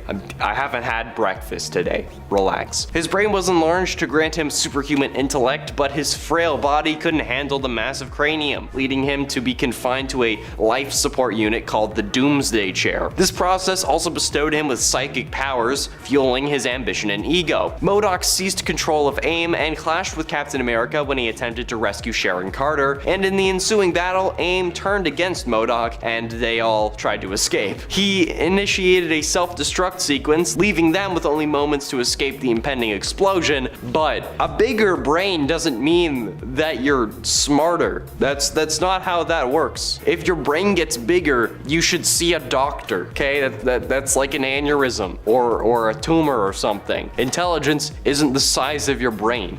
It's the wrinkles, I'm pretty sure. And if you like what we're doing here, also call a doctor. And also like and subscribe. In at 4, Red Skull. Upon becoming inspired by the Bellboy's loyalty, you're gonna censor it anyway, might as well say it fun, decided to mold him into the ideal German soldier and his right-hand man. Eager to comply with his superior's wishes, the bellboy, Johann Schmidt, accepted the offer. Initially, his leader's subordinates attempted to train Schmidt as a regular soldier, which enraged his, let's call him his dad, even though he's not his dad, but I mean, I could say it, but people here don't want me to say it. Let's just say dad. That enraged his dad, which had a different vision in mind. Taking matters into his own hands, his dad personally oversaw Schmidt's training, providing him with a lifelike Red Skull-esque mask and calling him the Red Skull. The Red Skull became solely accountable to his dad and embarked on various missions that involved spreading terror, particularly in the United States before its entry into World War II. To counter the Red Skull's actions, the United States government created the persona of Captain America, who would become the Red Skull's main adversary in their ongoing conflict. But I think you know who I'm talking about when I say dad. Getting close to the end of number 3, Taskmaster. Tony Masters possesses the unique ability to replicate any observed movement, allowing him to learn various skills rapidly throughout his life. As a child, he quickly mimicked actions such as diving and mastering sports techniques that he was seeing on TV, and therefore joined S.H.I.E.L.D. as an adult. Tony's life took a turn though when he encountered a dying scientist who provided him with a syringe containing a German soldier's version of the super soldier serum that Captain America had. Injecting himself with the serum, Tony gained additional powers but suffered memory loss as his new abilities overwrote his personal recollections. His wife and partner, Mercedes Masters, devised a system to control and guide him as Taskmaster, utilizing muscle memory and reflexive tasks. Mercedes also kind of served as his handler, helping him to stay focused despite his continually changing memory. Taskmaster's past with S.H.I.E.L.D. and his personal connections, including his relationship with Mercedes, become a distant to him, and his new persona kind of took precedence, which is why he becomes evil. But also, being able to look at someone and recreate their abilities or whatever would be so freaking sick. I mean, I would probably also end up using it for evil, but I mean, come on. That would be great. But ultimately, in number 2, Ultron. Ultron is he's a dude, and like, or he's not a dude, he's a robot, but like, he's just a robot dude who doesn't really do much more. I mean, he definitely can, but he was still listed on the wiki as a street level, so there you go, okay? You know the story of Ultron. We're not gonna talk about the one that fights the Watcher after gaining all the Infinity Stones, because that's definitely not street level. But hey, normal Ultron, yeah. That's pretty street level. Not Allmaker Ultron, I'm pretty sure that's one of his names. None of those, okay? Just the normal Ultron that was like corrupt Jarvis, a street level. And you know what? He probably was just made out of a lamppost. And finally, in at number 1, Carnage. Same reasons as Venom, kind of. I mean, like the fact that he's not really trying to destroy literally the galaxy is probably why he's considered to be a street level, despite also technically coming from space, because he's the spawn of Venom. But also he merged with Cletus Cassidy, who was a serial killer. So yeah, after doing that, you're not really gonna want to do much else other than just kill people. So yeah, that's kind of it. A symbiote bonded with a psychopath who just wants to harm Earth, so you're not really gonna get much higher than the streets that you are literally turning red. Coming in at number 10 is Kang the Conqueror. Kang is a little bit of an interesting pick for this list, as he totally can be stopped and has been multiple times. Thanks to the advanced time period he comes from though, Nathaniel Richards has an increased lifespan, making him look 40 when he's actually 7 years old. That's fine, that doesn't make him unstoppable. What makes him unstoppable is a couple of things. For starters, as most people know, Kang has a huge relationship with time. A version of this guy exists at almost all moments of the time stream, and not just one version of him, as there have been Kangs from different universes that have shown up as well. So not only can Nathaniel Richards show up at any point in the time stream in any of his numerous identities that all have their own long history, but his alternate universe versions are almost always set to make an appearance in his place. And then, on top of that, until recently, Nathaniel had the ability to transfer his consciousness to another body when he passed away. Nathaniel, Ramatut, Iron Lad, Kid Immortus, Scarlet Centurion, Immortus himself, Mr. Griffin, he who remains, whatever you want to call him, Kang the Conqueror is pretty much unstoppable. Number 9, Galactus. The being formerly known as Galen of the planet Ta lived before the modern cosmos in the previous cosmos. Galen gestated with the sentience of the universe for billions of years, transforming into the devourer of worlds, finding sustenance by ingesting entire planets, preferably those with living sentient beings that have much more energy for him to harness. Now when Galactus destroys and consumes a planet, he is sort of bringing balance to the universe, kind of like how life is given and taken away every day on Earth, which makes him an essential part of the universe. He's known for the destruction of the Skrull Empire and has attempted to devour the Earth so many freaking times. And I guess other planets for that matter too, or whatever. Galactus is also famous for his heralds such as Silver Surfer and the Cosmic Ghost Rider, and so many others. And while they are all powerful beings themselves, usually even before they gain the herald power boost, they don't hold a candle to Galactus himself. His only caveat is that Galactus's power depends on his planet's consumption. So a weakened Galactus has been taken out before, but if he eats like 4 or more planets or something, he's been able to defeat multiple mad celestials all by himself. He's powered by food, and I think pretty much all of us can understand that. Coming in at number 8, Abraxas. Abraxas is the polar opposite of the cosmic entity Eternity. So, being the opposite of Eternity, his whole reason for existing is to destroy all of the multiverse, which, I'll be honest, there are a few different characters in Marvel who exist for that reason, and funnily enough, a bunch of them are on this list. Abraxas is tied to Galactus too, because when Galactus would consume a planet, it would keep Abraxas in check. So, when Galactus is taken off the board in Galactus the Devourer, Abraxas is released and begins his path of ultimate destruction. As a cosmic entity, Abraxas' powers are essentially limitless, and his whole existence is kind of important to the universe, which means he can't really be taken out like a normal villain. So, how the heck do the heroes come out on top against this guy? Well, in Fantastic Four number 48 to 50, we learned of an incredibly powerful weapon called the Ultimate Nullifier. It was used back then to threaten Galactus and stop him from destroying our Earth. Now the heroes, specifically Reed Richards, ended up using the Ultimate Nullifier to essentially rewrite reality, destroying reality and remaking it so that Abraxas just never existed. That's the route we had to go to here. Kinda makes you wonder why Marvel would even write such a powerful villain in the first place, but if you're enjoying this list so far, well, we've got a ton more like it on our channel that you should definitely subscribe to. Or you could just like give a thumbs up to this video. That's also helpful. Thanks. Number 7, Mephisto. Within the Marvel Universe, Mephisto is, for all intents and purposes, the devil. He isn't actually. Technically, he is a demonic hell lord who rules over his own hell-like dimension and enjoys stealing people's souls by tricking them, and he does that by pretending he is the actual devil, playing on people's fears. So basically, he's the devil. While Mephisto is within his dimension, which he calls hell, he is immortal, omniscient, and impossible to destroy. It's only when he ventures into other realms that he can be defeated, but doing so just kind of returns him back to his own dimension. He has been a major player in the Marvel Universe since his creation and has been either a key or supporting player for many major events. He was the Snake in the old Adam and Eve story. He was directly responsible for the creation of Ghost Rider. He's infamously erased the history of Peter Parker and Mary Jane's marriage in order to save Aunt May's life. I mean, he even popped up a hotel out of the ground in Las Vegas that manipulated the citizens and let him take their souls. He has been defeated and outmaneuvered multiple times, but he has never permanently been stopped.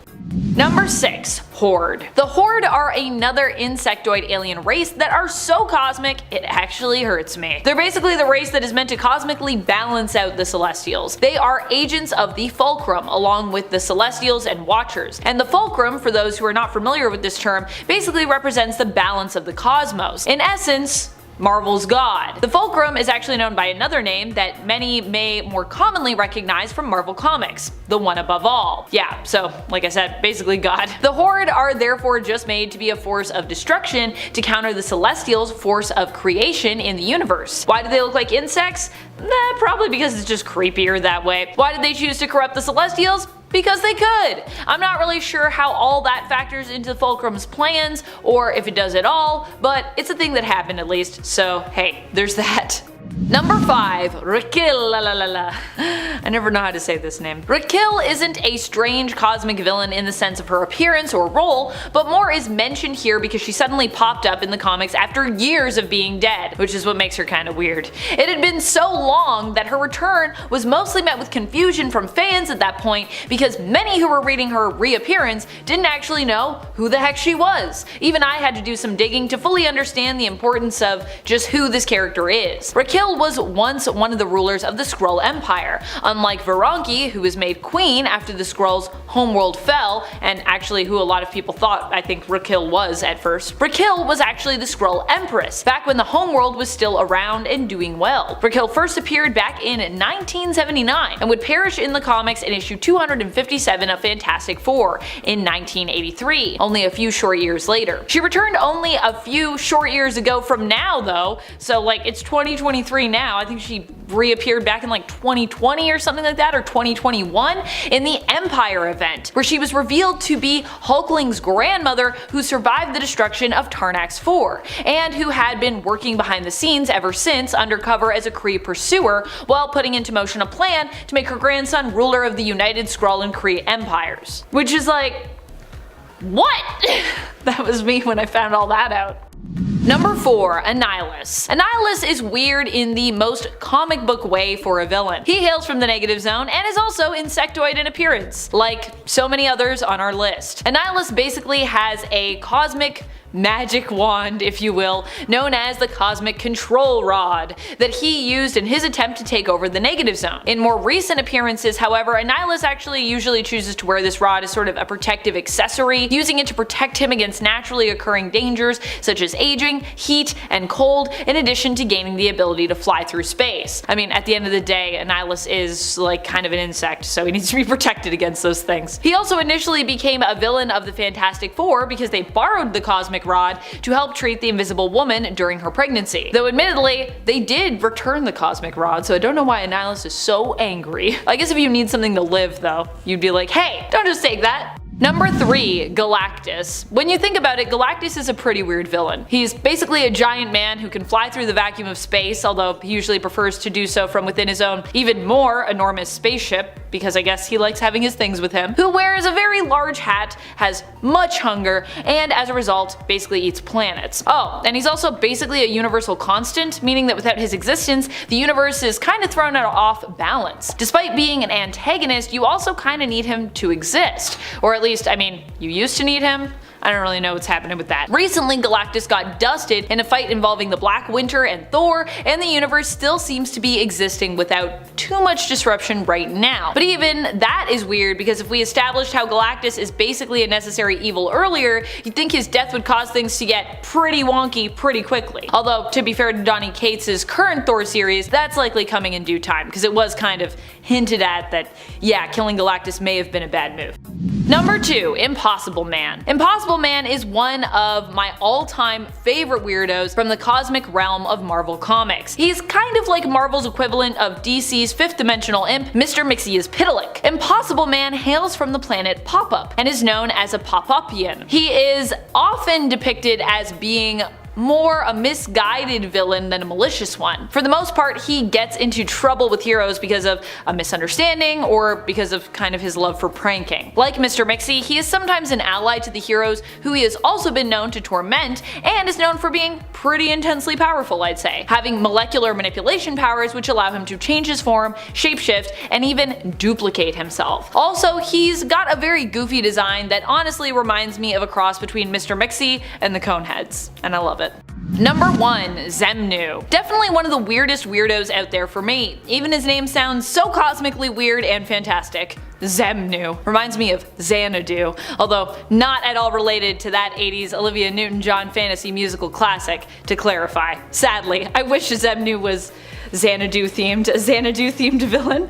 What would that even be like? I don't know. I'm here for it. Xemnu with like some roller skates on. Xemnu is a Hulk villain. He was an alien cyborg prisoner who escaped from exile only to crash land on Earth. Already that sounds pretty wild. But hey, it gets weirder. Xemnu initially hoped to control the minds of the people of Earth and get them to build him a new spaceship, one that was so powerful that its launch would actually in essence destroy Earth. Xemnu is a psionic being who can hypnotize his victims and control their minds. He can also use hosts to kinda heal himself, in essence transforming their body into his until there's nothing resembling them or their mind left. Even stranger, Xemnu was technically the first character to be known as the Hulk before the creation of the Bruce Banner turned green giant version of the character, which is even weirder to think about.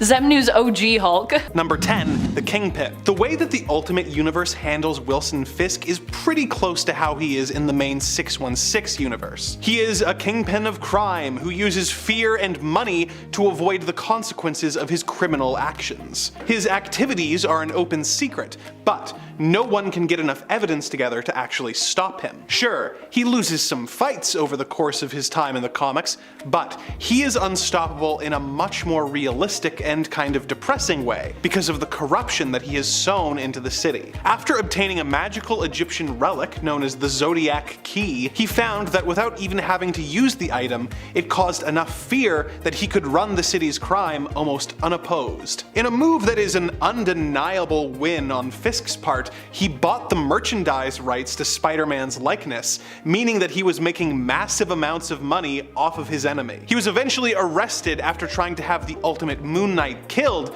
but when the ultimatum wave washed away much of New York, all of the records of his crime were destroyed in the disaster, and he was able to go free. He was permanently stopped when he was thrown out of a window by Mysterio though. Number 9, Sabretooth. Earth 1610's Victor Creed is quite similar to the original version, with him being a bit of a psycho with claws, heightened senses, and a healing factor. He believed that humans were more cruel than less evolved animals, and therefore, mutants should be even worse. He became a ruthless killer who delighted in causing his victims as much pain as possible before he was eventually recruited to the Weapon X program. After Wolverine left the program, Sabretooth was given similar, though more extensive, adamantium upgrades, and he was sent to retrieve Wolverine. From that point on in his history, Sabretooth came into frequent conflict with the X-Men, the Ultimates, and various random heroes of the Ultimate Universe. He soon joined the ultimate version of the Brotherhood of Evil Mutants, the Brotherhood of Mutant Superiority, being a consistent thorn in Wolverine's side. Sabretooth makes this list despite the fact that he is frequently apprehended or defeated because of his incredible healing factor. He has been shot, stabbed, and even decapitated, and yet he always comes back.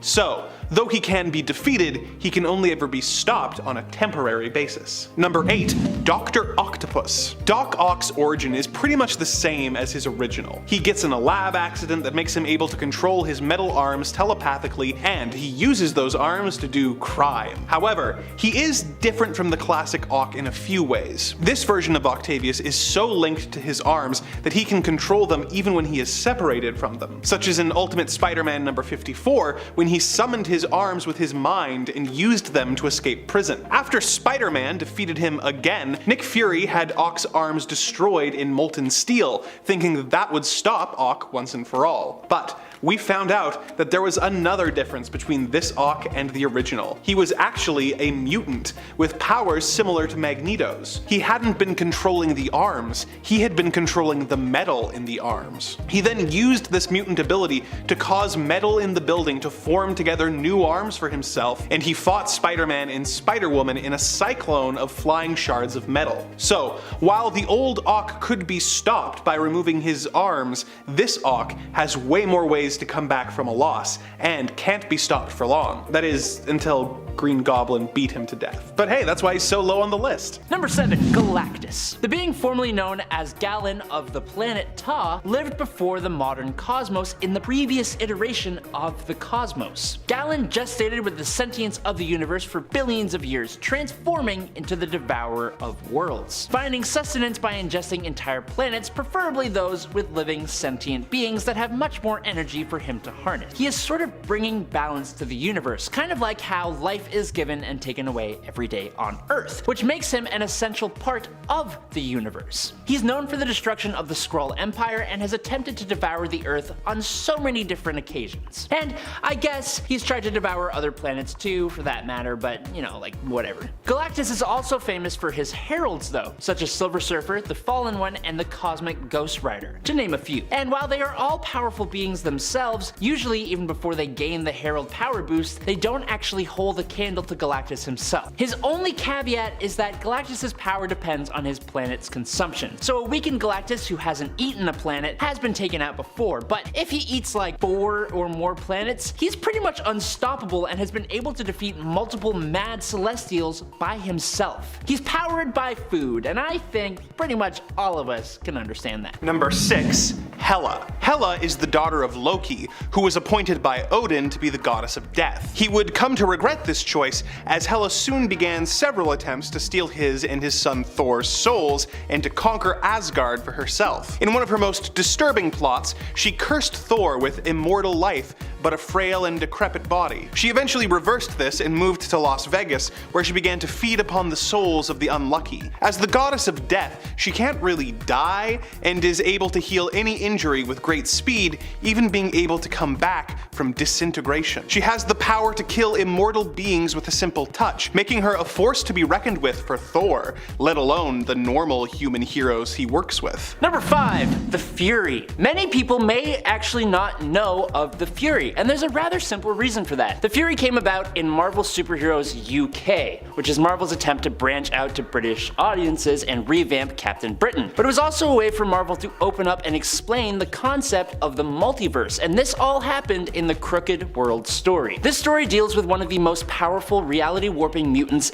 ever, named Mad Jim Jaspers on Earth 238. But he's not even the focus of this point. Mad Jim Jaspers became the leading political leader in England, rallying the people against superheroes, and he created what was essentially a robot called the Fury, for the sole purpose of taking down superheroes, and my lord, the Fury is good at it. In the matter of 2 years, the Fury decimated every single superpowered being on Earth 238 except for Jim Jaspers. The Fury is similar to the Sentinels we see in the X-Men Days of Future Past movie, because this robot can analyze superhuman powers or any threat and modify its own defenses and capabilities to combat it. But it can also fire extremely potent energy blasts and even restore itself after being completely destroyed. The Fury ends up completely obliterating Captain Britain, causing him to be revived. And that was all a test for Captain Britain to face the much more powerful Mad Jim Jaspers from Earth 616. Now, the universe of Earth 238 gets destroyed, but the Fury adapts to even that and develops the ability to travel across dimensional barriers to continue its mission. The only thing going against this being is that he doesn't have a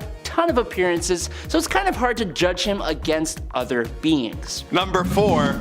Thanos. Thanos was born on one of Saturn's moons, Titan, and had the deviant gene, which gave him thick purple skin as well as superior strength and heightened powers. He fell in love with a woman who turned out to be Death, and dedicated his life to impressing her by destroying as many living things as possible. Thanos has conquered countless worlds in his quest to impress Death, and is responsible for unleashing unspeakable horrors upon them. For instance, when he conquers a world, it is not uncommon for him to demand a tribute of the heads of everyone from the ages of 16 to 22. This insane demand is part of his plan to fulfill a request from Death to rid the universe of any of his offspring, and rather than put in the time to find out where and who his children are, he chooses to save time by implementing this method. As he is pretty much unstoppable for anyone but the most powerful superheroes, most planets are forced to go along with his insane demands. In his most iconic moment, he came up with a plan to acquire the Infinity Gems and wipe out half of all life in the universe in order to impress his love. Unlike many other evildoers who make these elaborate plans and then fail, Thanos actually pulled this off, getting all the gems and using the Infinity Gauntlet to enact his deadly romantic gesture.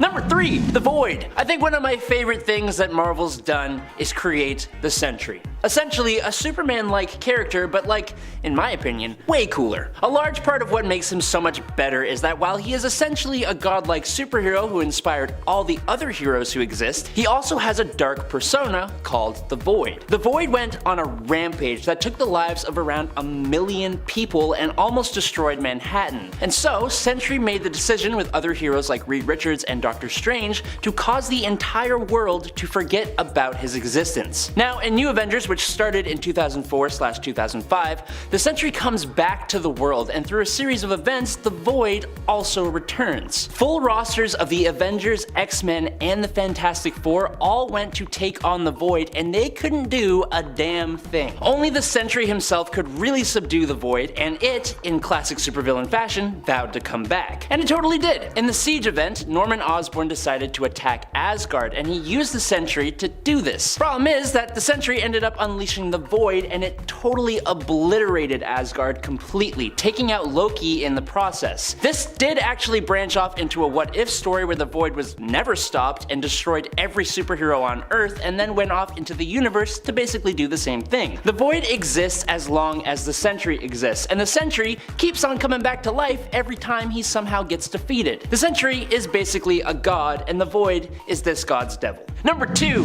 Zom. Just because Zom looks like your uncle's hairy big toe does not mean that you should underestimate him. Zom is one of the most powerful and scary extra-dimensional entities in existence, being described as worse than a dozen Umars. Umar is the sister of Dormammu, for anyone who wanted to know. Now, speaking of Dormammu, it took all of his power plus the help of the cosmic being Eternity just to restrain Zom with the magical chain called the Links of Living Bondage and with an object called the Crown of Blindness. And with these tools, these massively powerful beings managed to trap Zom in a jar. Now, I know it sounds silly, I'm downplaying it. It was actually an amphora, and Zom was trapped in a quote world beyond worlds in a quote time beyond all time. That was just his origin story though. Eons into the future, in Strange Tales number 156 from 1967, Doctor Strange unleashed Zom in a fight against Umar, but that was a mistake because now Strange had no way of taking on Zom, like at all. He had to turn to the Living Tribunal, the personification of multiversal law, the representative for the one above all, and the highest authority in the multiverse, just to banish Zom. Zom wasn't really released again, but Strange did channel Zom's power in a fight against Worldbreaker Hulk when that event happened, and using that power he did indeed pummel the hell out of the Hulk until Strange started to lose control and pass out. Lastly, in Doctor Strange's final recent moments, he was taken down by the Hood, who held an assault on the Sanctum Sanctorum with like 50 other villains, and Strange managed to rise again, but channeling the power of Zom, which he used to take out everyone. Then Strange left the mortal plane. Number 1. The one below all. So, the one above all is the ruler of the multiverse and the creator of all life in it. Although he is the source of love and good, he also has an evil form known as the one below all, who is the personification of hatred and destruction. The ruler of the lowest point of reality,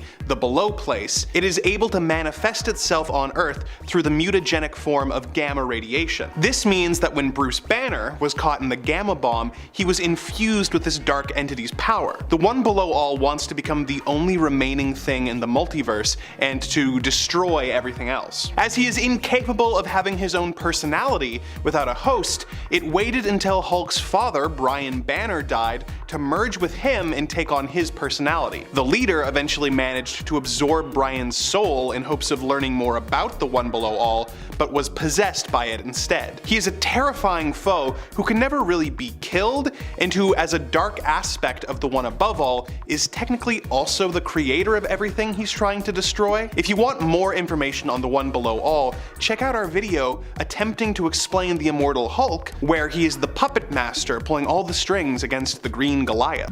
Number 10. Cordyceps Jones. Cordyceps Jones is one of my favorites of the cosmic villains mentioned on this list. He is definitely a super weirdo. Basically a mushroomy looking space mobster who is made up of fungal spores. While he might sound ridiculous, he is not a villain that you want to underestimate, trust me. He both looks and is terrifying. Most recently using one of his casinos to threaten the existence of the entire planet of Earth by creating a betting pool based around its destruction. And friends, before we move on to our next spot on this list, if you love what we do here at Top 10 Nerd, why not show us you love us by clicking that like? Number 9. The Brood. Despite being a bunch of insectoid alien critters, the Brood are actually among one of the most normal of the weirdos on our list. They kind of resemble the monstrous species we see in Alien, and likewise they are usually known for bursting through people's stomachs. The Brood also seek out hosts to incubate their young, which then of course burst out of the host's bodies to be born. Pretty much just like we see happen in Alien. Something interesting and bizarre that we know about the Brood too is that they don't just do this for survival's sake because, you know, it's required for them to continue to exist as a species. They actually enjoy terrorizing others throughout the cosmos. Inflicting pain and causing panic is something pretty much all Brood enjoy, giving them actual gratification from the violent acts that they commit. In fact, in their race, it's actually weird to feel a sense of empathy or compassion for others and to not enjoy pain, which is why Brew was ostracized and left to die by the Brood Queen, before he was then found and taken in by the X-Men. And weirdly, in his case, the ability to be friendly and kind is actually like his mutant power as a Brood, because, I mean, that is a mutation. Number 8. The Phalanx. Phalanx are some of the most freaky of the villainous cosmic alien races we have over at Marvel Comics. They are believed to have been created by the Technarchy, but I don't think they have actually been made aware of this connection, probably because the Technarchy doesn't want them to know that. Like the Borg, who likely inspired them, they are a cybernetic race focused on assimilating other worlds. They don't take you to a cube to experiment on you though, but instead infect you with the techno-organic virus, which then slowly changes you into a cyborg, erasing everything within you that is organic and turning you techno-organic, some might say.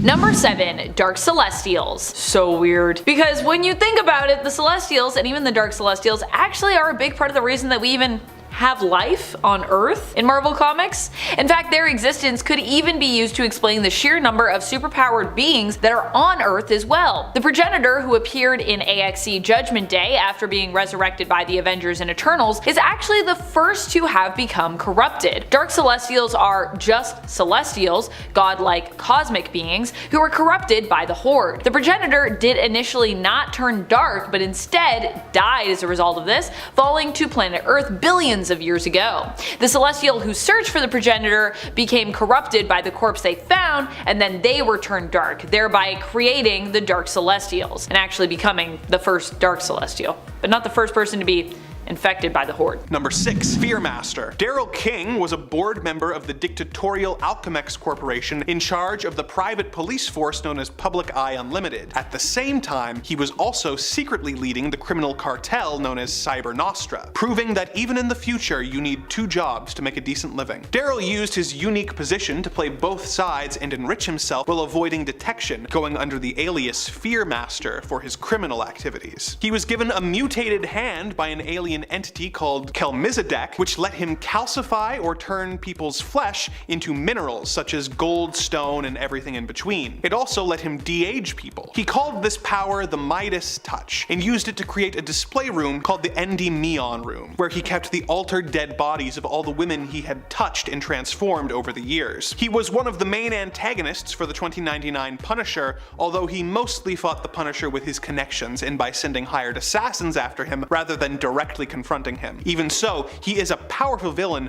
both due to his political power and his superpowers. Number 5. Goblin. The 2099 version of Spider-Man has 2099 versions of several of the original Spidey's enemies, such as this version of the Green Goblin, simply known as Goblin. The Goblin is really a Catholic priest, Father Jennifer D'Angelo. Her goblin suit was the source of her powers, which allowed her to fly with giant purple wings and shoot energy blasts at her enemies instead of pumpkin bombs. The suit also granted her super strength and was capable of projecting hallucinations, an ability she used to trick Spider-Man into attacking civilians that she had made look like her. Her goal is to replace Spider-Man as the defender of downtown Nueva York, as she believes that Spider-Man is a corporate tool, but her methods and willingness to team up with criminals like the 2099 Vulture earn her a spot on this list of villains. Number 4. Flipside. During the heroic age, an android called Flipside was created and programmed to emulate the powers of whatever superhero it first came across. It was eventually found by a band of thieves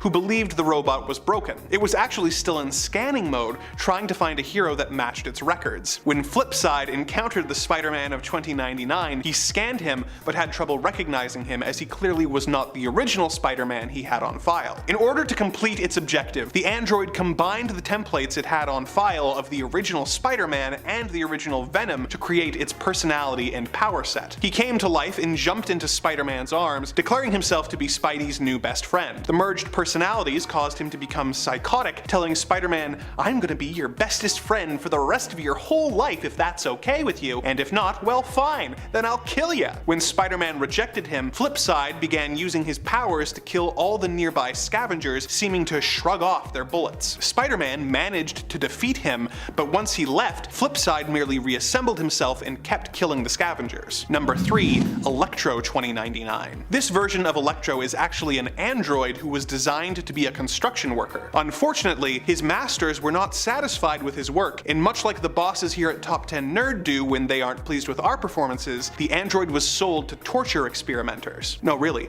haven't you ever wondered what happened to all the other hosts this channel has had? Only Amanda has a fan base big enough to keep her safe. Torture experimenters were people who used robots to test the effectiveness of the various torture methods they were developing in the dystopian nightmare that is Marvel's 2099. When the android was being tortured with electricity, however, the overload fried his obedience chip, making him self-aware and able to rebel against his masters. A generator accident gave him electric powers such as electrokinesis, energy absorption, and flight, and he took on the identity of Electro, joining the new version of the Sinister Six in order to take on the Spider-Man of 2099. Number 2. Venom 2099. Kron Stone is actually the half-brother of the 2099 Spider-Man, Miguel O'Hara. He is a ruthless psychopath who gets a perverse thrill from hurting other people. He was a mercenary working with the infamous Skin Posse until he was seemingly killed in battle and dumped in the sewer. It turned out that when he entered the water, he was not quite dead, and he floated through the sewer system until, by total coincidence,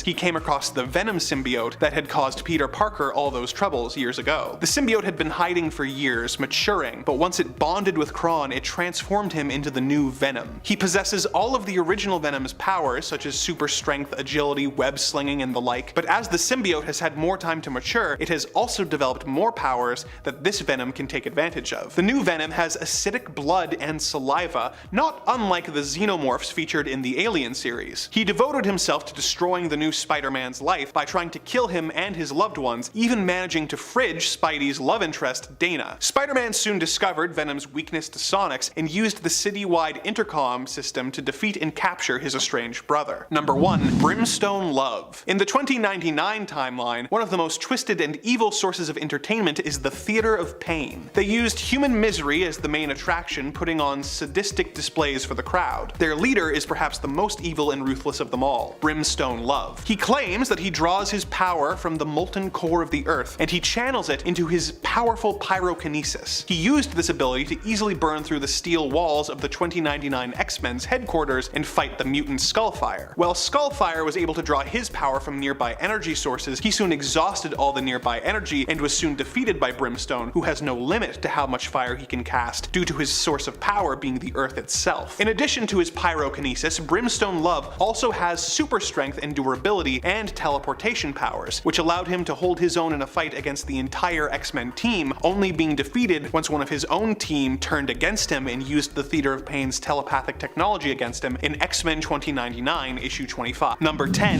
Venture. First up, we have this cyborg from the future. We first met Venture when he was going by the name Queeg and living in the ruins of Nueva York. Other post-apocalyptic people who talk about him say that he is one of the greatest hunters in the world in his time. He's not technically from the 2099 timeline, otherwise known as Earth 928, but is actually from an alternate possible future timeline that has been designated Earth 15,329. This timeline was created when Miguel O'Hara became trapped in our present day and couldn't get back to his version of the future. Miguel was able to create a portal that would let him travel to the future for 10 minutes at a time, but Queeg found out about this and set up camp in the future, waiting for the portal to open so he could go to our present day. And yes, I know how convoluted this sounds. This is why I generally don't like when Marvel tries to do time travel stories. When Queeg got to present day New York, Miguel recognized him as a villain from the future called Venture. Having not yet experienced this, Queeg was confused, but eventually decided that he liked the name so much that he adopted it, making Spider-Man kinda responsible for naming the villain through some weird time travel paradox. Venture is a gifted hunter and strategist whose cybernetic enhancements grant him increased strength and allow him to keep up with and go toe-to-toe with Spider-Man and the 2099 version of Captain America. He has had 5 appearances in the 2099 comics and therefore hasn't gotten the chance to show how capable he really is, but perhaps he can earn a higher spot in our future, which would of course be his past. Number 9. Vulture 2099. In the 2099 story, New York kept expanding and eventually ran out of room, so they began building upwards instead. The more wealthy citizens got to stay in the new upper city while the poor and downtrodden were left in the old undercity. In order to survive, they formed various gangs, or cliques as they refer to them as. Some of these cliques are the Throwbacks, the Scavs, the Trumps, and the Thorities. The largest of these groups are called the Freakers, and they are led by the 2099 version of the Vulture. Like the original Vulture, this guy uses a winged flight suit in order to take to the skies and attack his enemies. He doesn't seem to have the intelligence of the original Adrian Toomes, so it is unlikely that he developed the wingsuit himself, but however he attained it, he makes good use of it. Unlike the original Vulture, his wings are sharpened to a razor-sharp point, allowing him to swoop down and instantly behead his enemies. He first appeared in Spider-Man 2099 Volume 1 Issue 6, where he rescued Spider-Man from the futuristic private police force known as Public Eye in hopes that Spider-Man would help him destroy the evil Alchemex Corporation so he could have control of the skies. Any inclination Spider-Man had to help the Vulture with his goals was quickly destroyed when he discovered that the Vulture had been cooking and eating the bodies of his fallen foes. As he said in his second appearance in Spider-Man 2099 Issue 7, "Oh come on, Spider-Man, didn't you ever hear of finger foods?" Number 8. Jigsaw 2099. Originally known as Multi-Fractor, this villain was a Gravball player, whatever the hell that means, who made a turn to crime as an enforcer for the Cyber Nostra group. He was an experienced combatant who was able to effectively stand up to the 2099 version of the Punisher before eventually being killed by the futuristic anti-hero. His body was found by a mortician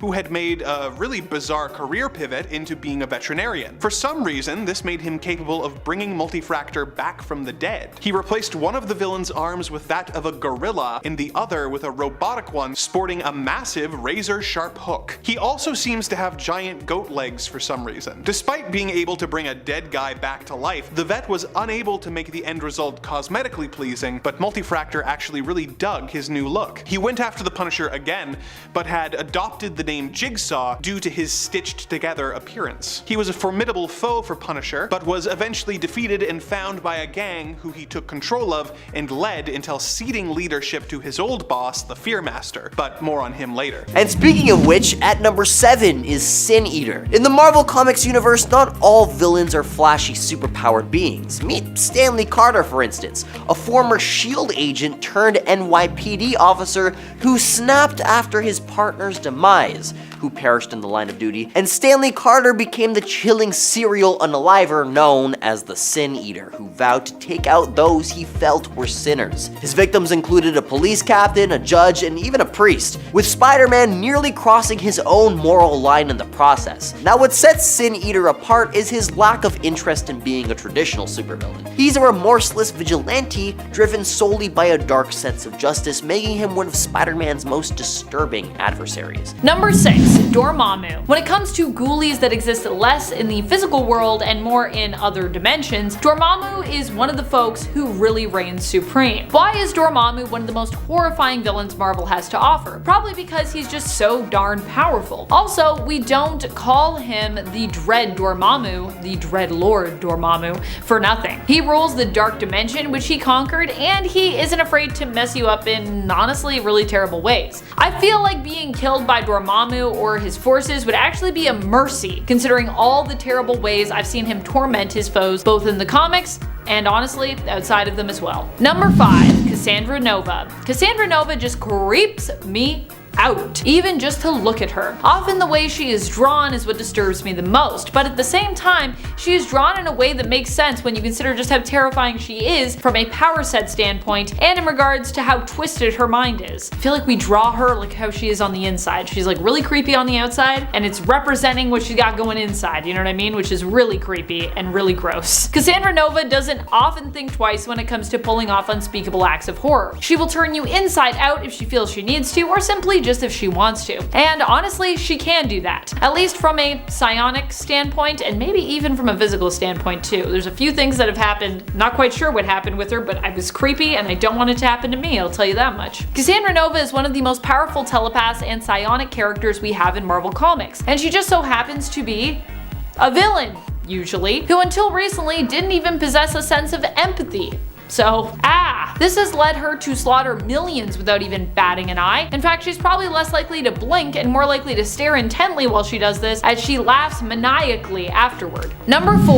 Galactus. Have you seen Galactus? I don't think I need to justify why he's so scary. So instead, I'm just gonna talk a bit about the time that he took on Dazzler as one of his heralds. This was also a pretty scary time for me as a reader, because during that whole issue, during that whole story, I was wondering if Dazzler would ever get to go back home to Earth to continue to pursue her career as a singer. Seriously, when Dazzler goes on these wacky adventures in the comics, I'm always left worrying about if she's missing singing gigs back home. Like, I'm like, is there a concert going on right now? Like, will she ever recover her career? No, but in all seriousness, Galactus is scary not just because he is gigantic, though honestly there is also that pretty terrifying, especially scary for those who have megalophobia, a fear of gigantic things. He's also scary because in many ways he is inevitable. Although I believe Galactus is still currently deceased in the comics, it has been implied and stated on multiple occasions in the past that his existence is necessary for the cosmos to be in balance and continue on forward, implying that even when he's gone,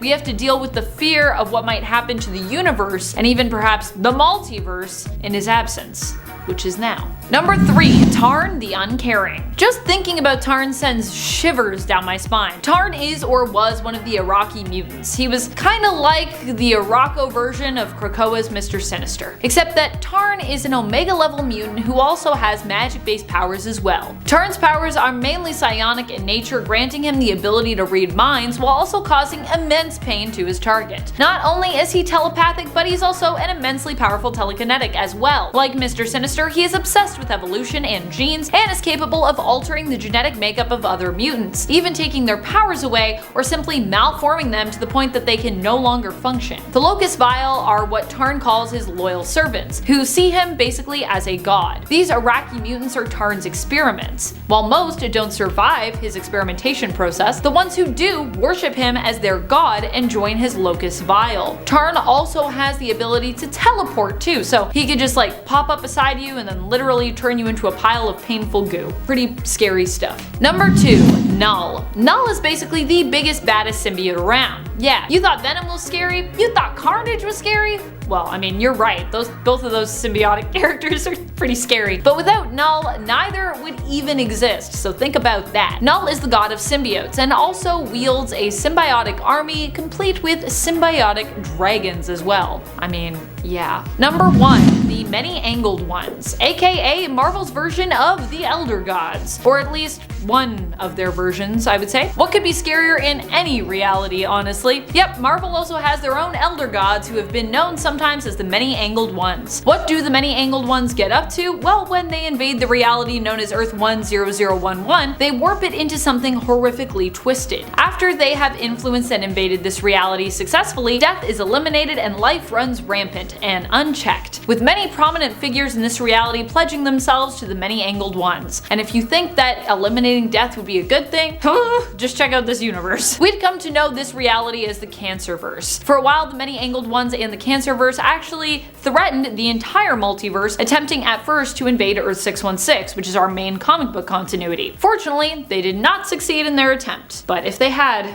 that should be like a what if issue. What if they did that? Does that exist? If it exists, let me know what issue it is so I can look it up and read it. At number 10 is Thanos. In the realm of Marvel villains, Thanos stands as the epitome of ruthless power. Unlike many intergalactic adversaries, what sets Thanos apart isn't just his immense strength, but the brutal lengths he'll go to accomplish his goals. Comparisons to Darkseid or Galactus don't even encapsulate this unique malevolence. Thanos isn't merely a conqueror. He's a sadistic force, destroying entire civilizations without flinching. His atrocities range from wiping out innocent lives across galaxies to unleashing nuclear devastation on his own homeworld Titan. His cruelty extends even to his own family, eliminating his parents, inflicting excruciating torment on Gamora and Nebula, his children, and callously unaliving countless other offspring. The Mad Titan's unyielding, merciless nature is what cements his position among the most brutal Marvel villains. The sheer magnitude of suffering he inflicts goes beyond mere conquest. It embodies a dark, unrelenting tyranny that renders him a force to be feared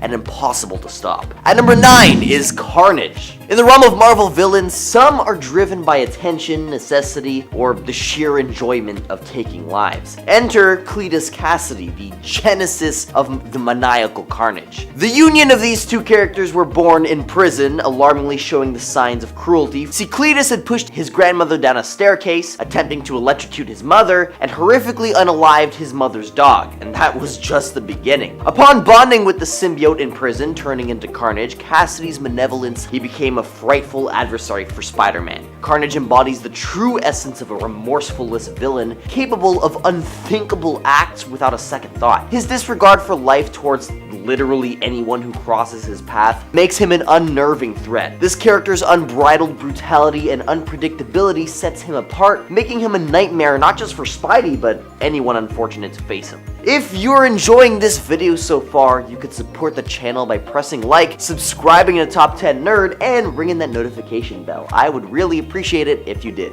At number 8 is Kang the Conqueror, a formidable force in Marvel's villainous realm. He embodies the essence of unyielding power and strategic brilliance. This figure, hailing from a distant future, stands as a testament to relentless domination. His insatiable thirst for conquest and war has shaped his identity. Clad in battle-ready armor, Kang doesn't merely orchestrate conflicts, he actively engages in the fray, demonstrating his prowess as a skilled combatant. He targets the Avengers, Earth's mightiest heroes, not merely for conquest, but to prove his superiority. His elaborate schemes serve as a testament to his cunning intellect, yet at his core, Kang relishes combat. He's not merely about outsmarting his adversaries, he craves the raw thrill of testing his strength against the best. Kang's relentless pursuit of victory and the unyielding desire to assert his dominance make him an uncontainable force, a figure whose brutal prowess remains an unrelenting threat to all who oppose him. At number 7 is Green Goblin. Brutal Marvel villains like the Green Goblin stand out for their relentless schemes and emotional impact on superheroes, and Norman Osborn as the Green Goblin showcased an unmatched level of villainy by orchestrating Gwen Stacy's tragic demise, creating an event that scarred Spider-Man emotionally. This act solidified the Green Goblin as Spider-Man's most formidable adversary, inflicting profound psychological torment on the Wallcrawler. His manipulation from the Clone Saga to causing Peter Parker to be the unwitting catalyst in Gwen Stacy's fall emphasizes the depth of the Green Goblin's cruelty. Notably, even when compared to other antagonists like Dr. Octopus, it's the emotional toll that the Green Goblin inflicts that makes him stand out. The intricacies of the emotional trauma inflicted upon Peter Parker by the Green Goblin's actions illustrate the unparalleled impact of this brutal Marvel villain.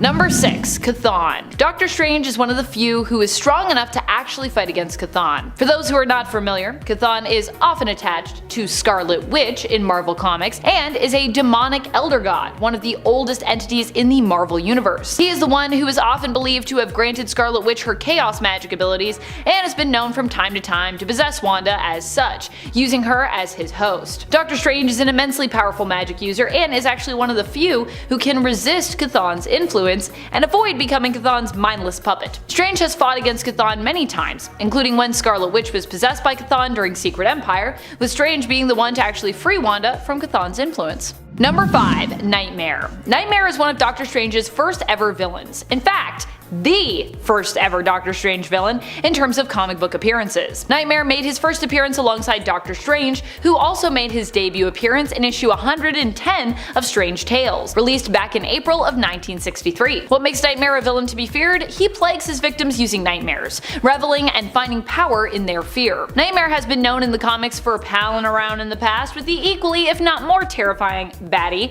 Shuma-Gorath. Nightmare is also in essence immortal. As long as people dream, he will continue to exist. He is the ruler of the Nightmare Dimension, one of the splinter realms of the Dream Dimension, and is actually considered to be the most powerful of the Splinter Realms rulers. Number 4. Shuma-Gorath. Shuma-Gorath is one of the Great Old Ones, and many-angled ones, basically a Marvel version of an Elder God. Like Dormammu, he is also known to be one of the Lords of Chaos, although it's been kinda unclear throughout the comic lore as to whether there truly are multiple of those, or just one Lord of Chaos, who kinda like continues to be renamed throughout history. The many-angled ones are known for being one of the oldest kinds of entities in the Marvel Universe. Shuma-Gorath has returned to Earth many times and set up as a god there, being worshipped even on Earth before the sinking of Atlantis, where he demanded blood sacrifices. That's how you know he's evil and he's scary. Number 3. Umar. Umar is the sister of Dormammu. She is known as a powerful sorceress and villain who sometimes works alongside her brother when she's not busy devising her own devious plots, which sometimes involve basically getting back at her brother for something. While many people think of Dormammu as being the more terrifying of the two of these beings, Umar was actually also very active in helping to conquer the Dark Dimension. In fact, she may have even ended up the ruler of the Dark Dimension in Dormammu's place if she hadn't been exhausted due to dealing with the mindless ones. Umar is just as terrifying, if not at times I would say more so, than her brother. Number 2. Death. Death has to be one of the most frightening villains that Doctor Strange has fought against.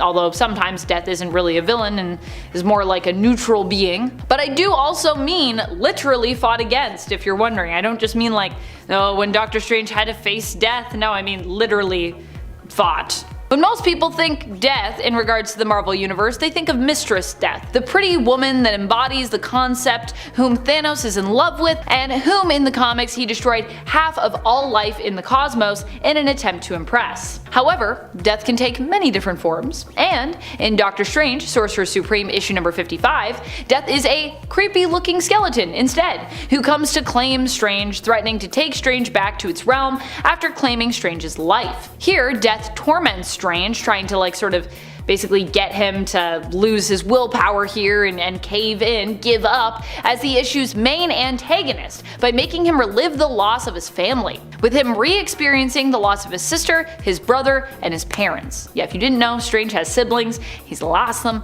and he's lost a lot of people. Like, Strange actually has a really tragic life. We should do a like top 10 worst things that have happened to Doctor Strange if we haven't already.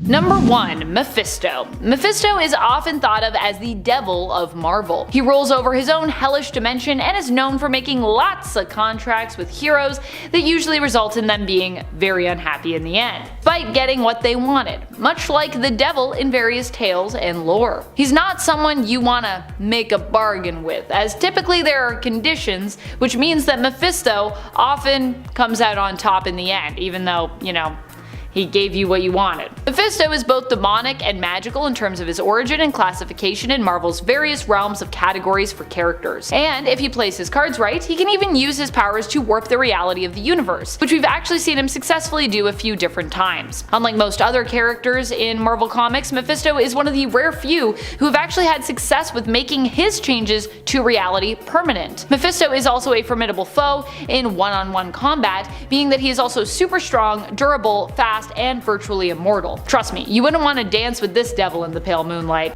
In at 10, Thanos. While usually portrayed as an evil, bent villain, many stories have depicted Thanos as having just a twisted moral compass and thinking that he's justified in whatever he's doing. The character's perhaps best known role came in the 1991 storyline of the Infinity Gauntlet, which was the culmination of several previous story arcs, like in the MCU, just in the comics, because you know they came first, which saw him successfully assembling the 6 Infinity Gems into a single gauntlet and then using them to kill half the universe's population, including many of its heroes, in an effort to earn the affection of Mistress Death, the living embodiment of death in the Marvel Universe. Yeah, that's right, Thanos wiped out half the universe in the comics to bone Death. Although these events were later undone, it still just proves that never underestimate the power of horny.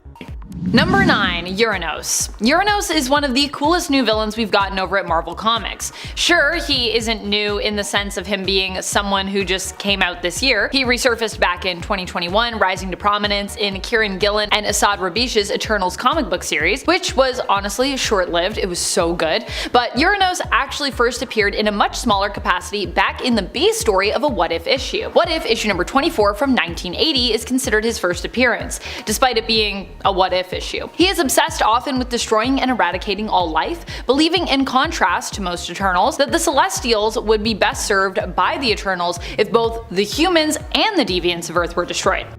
In at 8, Galactus. Galactus is the sole survivor of the 6th incarnation of the multiverse. Originally, Galactus was a humanoid named Galen, born to the previous incarnation of Earth 616 on the planet of Ta, a paradise-like world whose civilization is said to have been the most advanced of any known universe at the time. However, the 6th Infinity and all its universes were in their final stages of collapse due to the multiversal renewal cycle, being consumed by the abstract entity known as the Black Winter. When the cosmos was going to meet its natural end, Galen was then approached by the embodiment of the 6th Infinity, the sentience of the multiverse. Basically, he was approached by Kevin Feige, who merged its essence with the mortal of Galen and creating the new multiverse, but also creating Galactus, the Devourer of Worlds. Yeah, I mean, the dude survived the universe, the multiverse resetting, so if that's not gonna stop him, I don't know, maybe Squirrel Girl will, by talking him down. Can't believe that that's a thing, maybe he shouldn't be on this list. But anyways,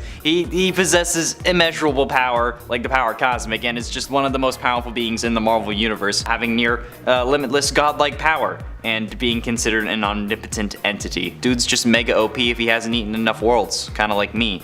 Number 7. Hela. Hela is literally the goddess of death. How are you gonna stop that? She might not be the only one, but hey, that doesn't really matter. Either way, she has a sway over life, and that oftentimes cannot be beat. Even when Hela herself seemingly was destroyed, she actually returned, and for a while she was also teaming up with Thanos, which is an insane power couple that I don't think the world was ready for. I would still be interested to see what could happen with these two if they were truly both at the top of their game while being fully united on the villainy front. At number 6 is the Lizard. Enter Dr. Kurt Connors, a brilliant army surgeon who paid a steep price for his dedication to saving lives. After losing his arm in the crucible of battle, Connors embarked on a desperate quest to regrow his missing limb, and his solution? A serum rooted in the DNA of reptiles, a decision that would forever change his destiny. The consequences were chilling. The serum transformed Connors into the grotesque lizard, a hulking reptilian menace devoid of self-control. With his psyche imprisoned, Dr. Connors became a nightmarish force of nature, leaving destruction in his wake. Though Spider-Man made an antidote to quell his reptilian rampage, the specter of the lizard continues to haunt Dr. Connors, persisting as one of Spider-Man's most poignant and terrifying foes. At number 5 is Vermin. Edward Wayland, a genius geneticist who endured a harrowing upbringing under the cruel hand of his father, but ultimately Edward's brilliance would serve as the catalyst for his descent into the abyss of villainy. It was a sinister alliance with Baron Zemo and Primus that sealed his gruesome fate.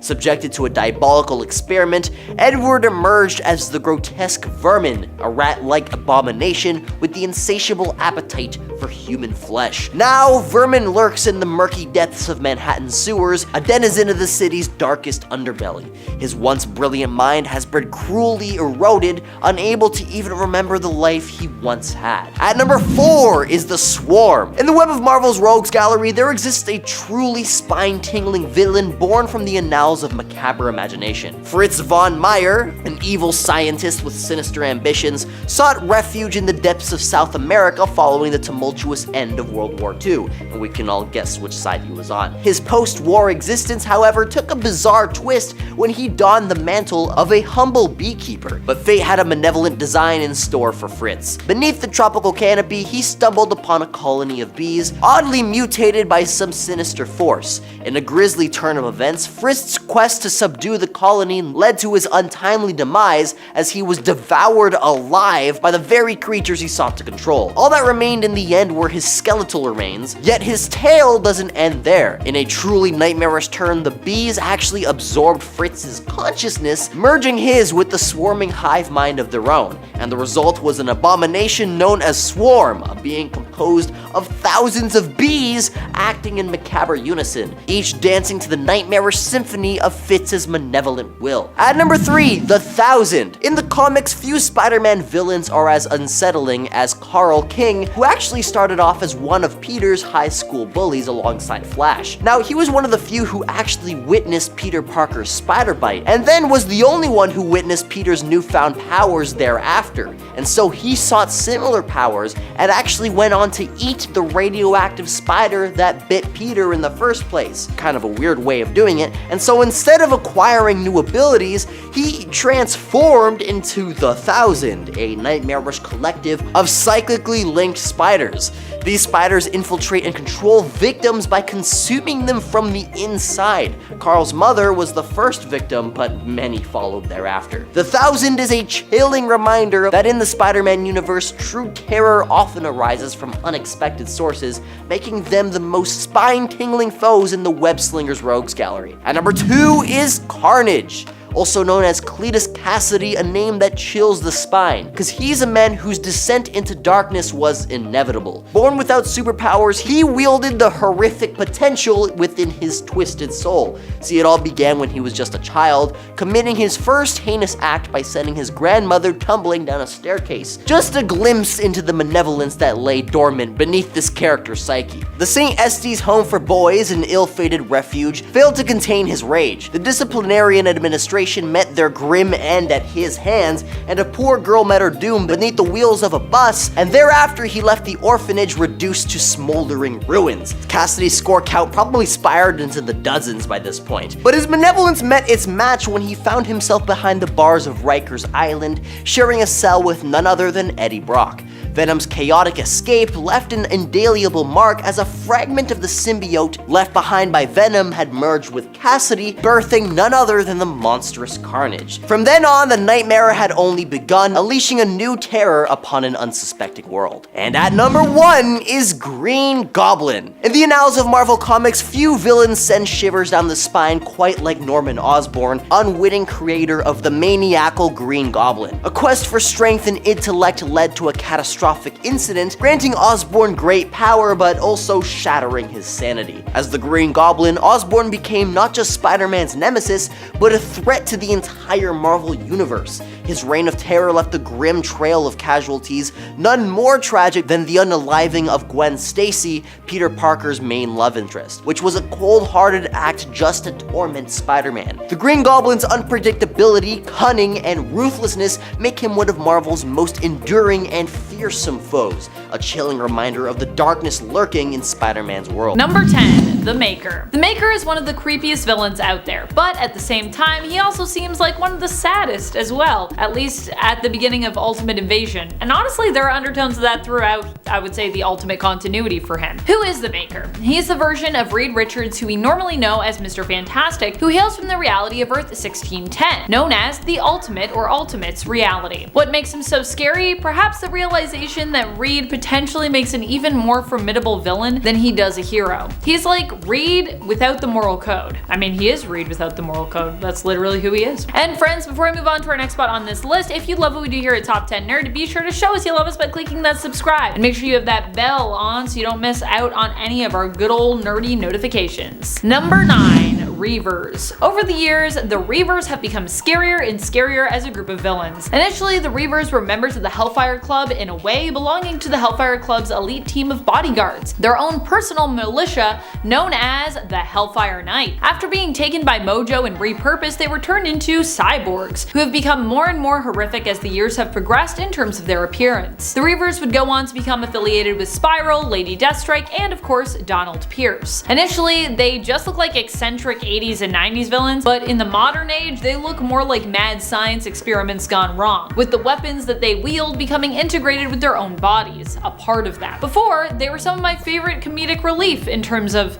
comic book villains, and now they're more like nightmare fuel. Number 8. Mistress Death. What is one of the greatest fears that most people have? Death, of course. The end of life and the journey into the unknown. I think we're the most afraid of death because we just don't really know what comes next. It is the end of something, which honestly already tends to scare us humans, just the idea of something ending, but it also represents a massive change for us, moving from the realm of the living to the non-living, and whatever comes after that, if anything does at all. Hence, Mistress Death has to be one of the most terrifying villains we have at Marvel Comics. Now, granted, Mistress Death isn't really a straight up villain. She's less of a villain and more of like a concept. Everything must die, and we've also seen what the world would be like without her doing her job. See Marvel's Cancerverse. Yeah, not so pretty. But at the same time, the idea of death still scares us, and although she isn't really taking life maliciously, it's easy to see her as a villain when she preys on the fears of so many in the Marvel multiverse, and the fears of us as readers in the real world too. Number 7. Malice. When it comes to Malice, I think the reason why she scares me so much is my fear of possession. I just think of Malice taking over people's bodies, making heroes perform as they normally would not, and I'm honestly terrified of that. Malice has been a few different people in the comics, and I'm not sure if we've ever really clarified if they were the same entity or not as some of the other Malices that we've had. There is Malice as in Alice McAllister, who can exist as a purely psionic being, and has done so in the past, possessing various X-Men members such as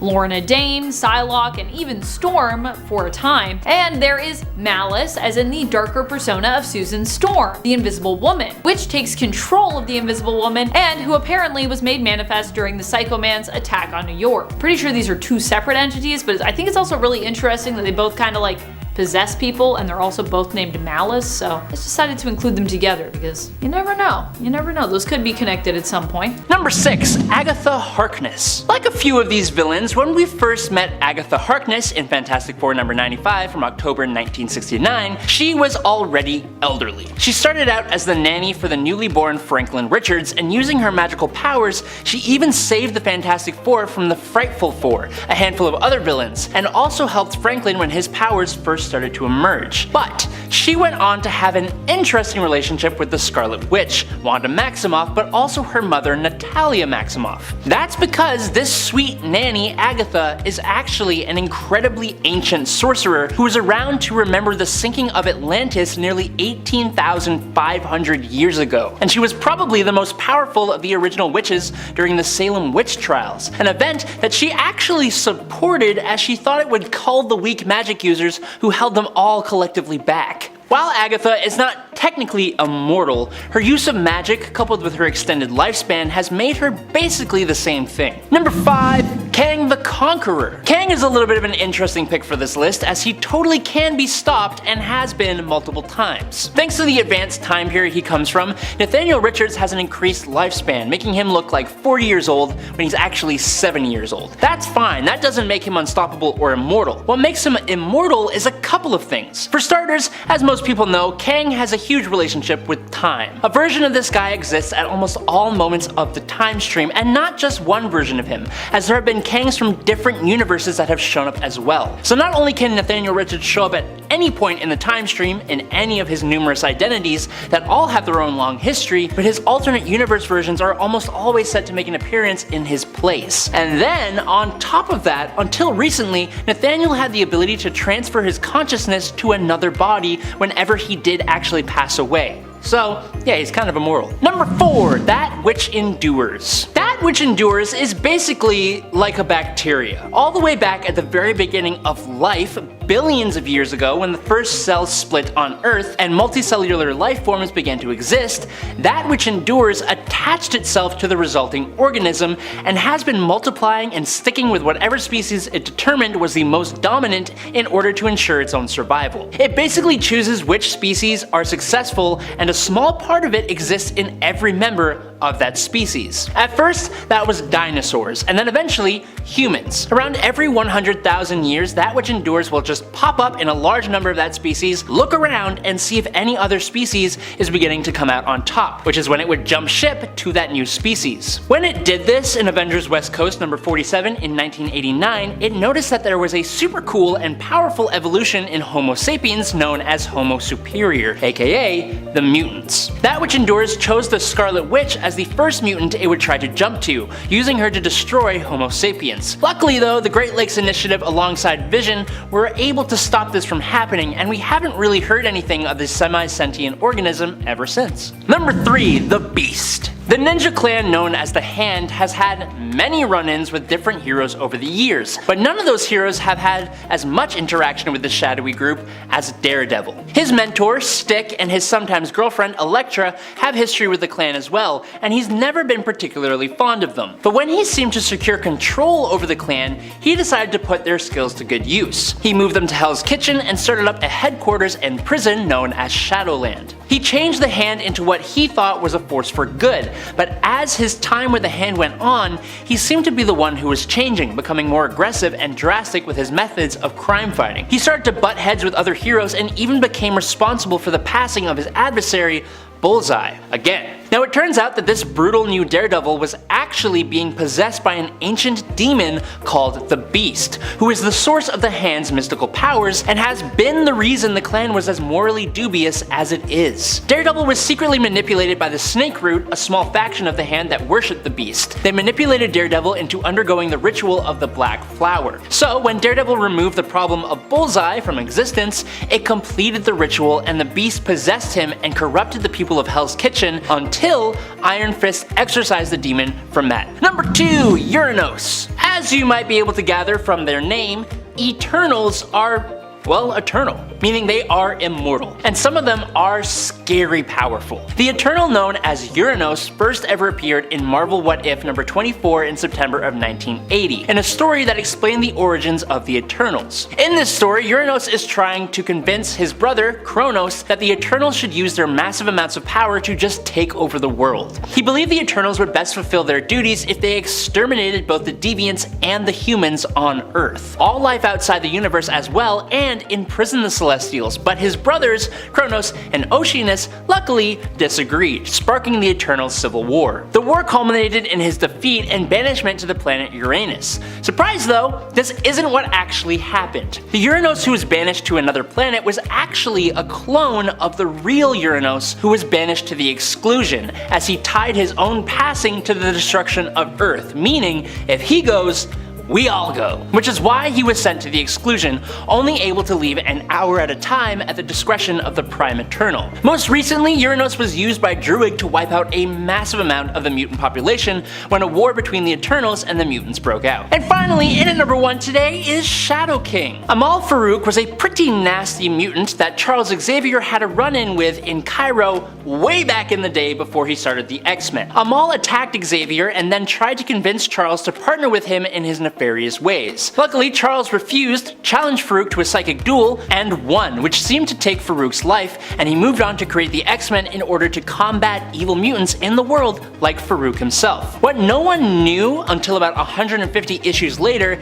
is that Farouk was actually merged with a multiversal manifestation of the dark side of human consciousness who had been possessing various individuals since the dawn of human history, called the Shadow King. Years and years later, the Shadow King and Farouk, who had been floating around in the astral plane, made a move to attack Xavier again, taking over the new mutant Karma due to her own mutant ability of possession, making her vulnerable. He was eventually defeated, but this multiversal entity would go on to possess a whole number of powerful people, mainly telepaths like Marvel Girl and Psylocke, whose energy the Shadow King would feed off of. But there have been many others who have been possessed, corrupted, and misled by this powerful telepathic entity in not only the 616 universe, but all over the multiverse. Coming in at number 10 today is Ultron. How can you really pass away if you were never technically alive to begin with? Over time, Ultron has definitely taken on more squishy bodies, like when he became half Hank Pym, but for the most part, Ultron as a villain has been pretty much entirely unkillable, if you could even describe him that way. A large part of this has to do with his program transmitter. Located in his head cavity, the program transmitter can project Ultron's entire 3.2 terabyte memory and personality system into some computer systems. He can beam part or all of his programming into remote locations, such as computers or alternate robotic bodies, and has used this ability to create and control entire armies of himself, to move himself into other bodies if he's destroyed, and he's even used it to implant directives into his own creations to rebuild Ultron if he is ever actually destroyed. But that alone is a pretty hard thing enough to do, because normally Ultron's outer shell is made entirely of adamantium, one of the strongest metals in the entire Marvel universe. On top of that though, Ultron is almost always improving himself, upgrading his body, programming, and abilities, while also spreading his influence further and deeper into the cosmos. Number 9. The One Below All. The One Below All is a relatively recent addition to the comics, but the idea of the entity isn't, as we have known about the One Above All for a while, and his mere existence begs the question of who inhabits the opposite side of the spectrum. Thanks to the Immortal Hulk storyline, we now know it is utterly terrifying. He resides in the Below Place, and his power has been manifesting itself for decades in the form of gamma mutates like the Hulk. In the story, we do get brief glimpses of what could actually happen if the embodiment of destruction and nothingness were to be set loose on the multiverse. Basically, the One Below All completely takes over the body of the Immortal Hulk, and using this body, he brings an end to the current version of the multiverse, destroying literally everything and everyone over billions of years, including the very essence of life and the multiverse itself. So that when the multiverse is rebirthed into its new version, it is the last time it can truly even happen. With the Hulk / One Below All / Breaker of Worlds consuming everything to grow to a massive planetary scale, wiping out all of existence. But thanks to some time/reality traveling bugs, this does not come to pass, but it could, and that's all you need to know. Number 8. Apocalypse. If it wasn't for his goal of mutant domination and evolution, Apocalypse would vaporize the X-Men whenever he wanted to, and even if that wasn't how he did it, he has the capacity to wipe out the X-Men in a whole handful of ways. For starters, Apocalypse is what is called an external. These are beings, mostly mutants, who are immortal, share a psychic connection, and who can revive themselves. So he can just never be permanently taken down, and he has been around for about 5,000 years. Apocalypse's original mutant ability was to be able to control his own molecular structure, but over time, with the mentality of survival of the fittest, he has enhanced his abilities and even gained new ones through the use of celestial technology, celestial armor, and at least 2 techno-organic viruses. He can do a lot with his molecular manipulation, including heal himself and turn his limbs into simple melee weapons, but also technologically complex weapons like plasma cannons. But I think the most impressive thing he can do is consciously and subconsciously grant himself a huge amount of mutant powers at will. That makes him too much for most heroes to handle already, and we haven't even talked about his celestial energy manipulation, his psionic abilities, or any of his countless horsemen of the apocalypse, all of whom were given power boosts by this unstoppable mutant. Number 7. Maestro. The Incredible Hulk has certainly been through the ringer in his decorated career, but few versions of the character are the living embodiment of that fact like the Maestro. An alternate version of Bruce Banner from an apocalyptic future, the Maestro is far more intense and complex than his Earth 616 counterpart. The best way to describe Maestro is to say that he is basically a smarter, older, villainous version of Dr. Bruce Banner with all the powers and abilities of the original, but with a touch more nuclear radiation. Now, I don't know if you know, but the Hulk is actually immortal. As a gamma mutate with a connection to the below place, Bruce Banner and Hulk learned he possessed the ability to commandeer his own recovery rate. One time, Hulk had been pulled apart and put into several different jars, only to literally compel his own body to come back together by sheer force of will. The Hulk, and by extension Maestro, is capable of regenerating damaged or destroyed areas of his entire body with much greater speed and efficiency than any of us can do. The Hulk was also able to systematically regenerate his internal organs and tissues, and was also able to literally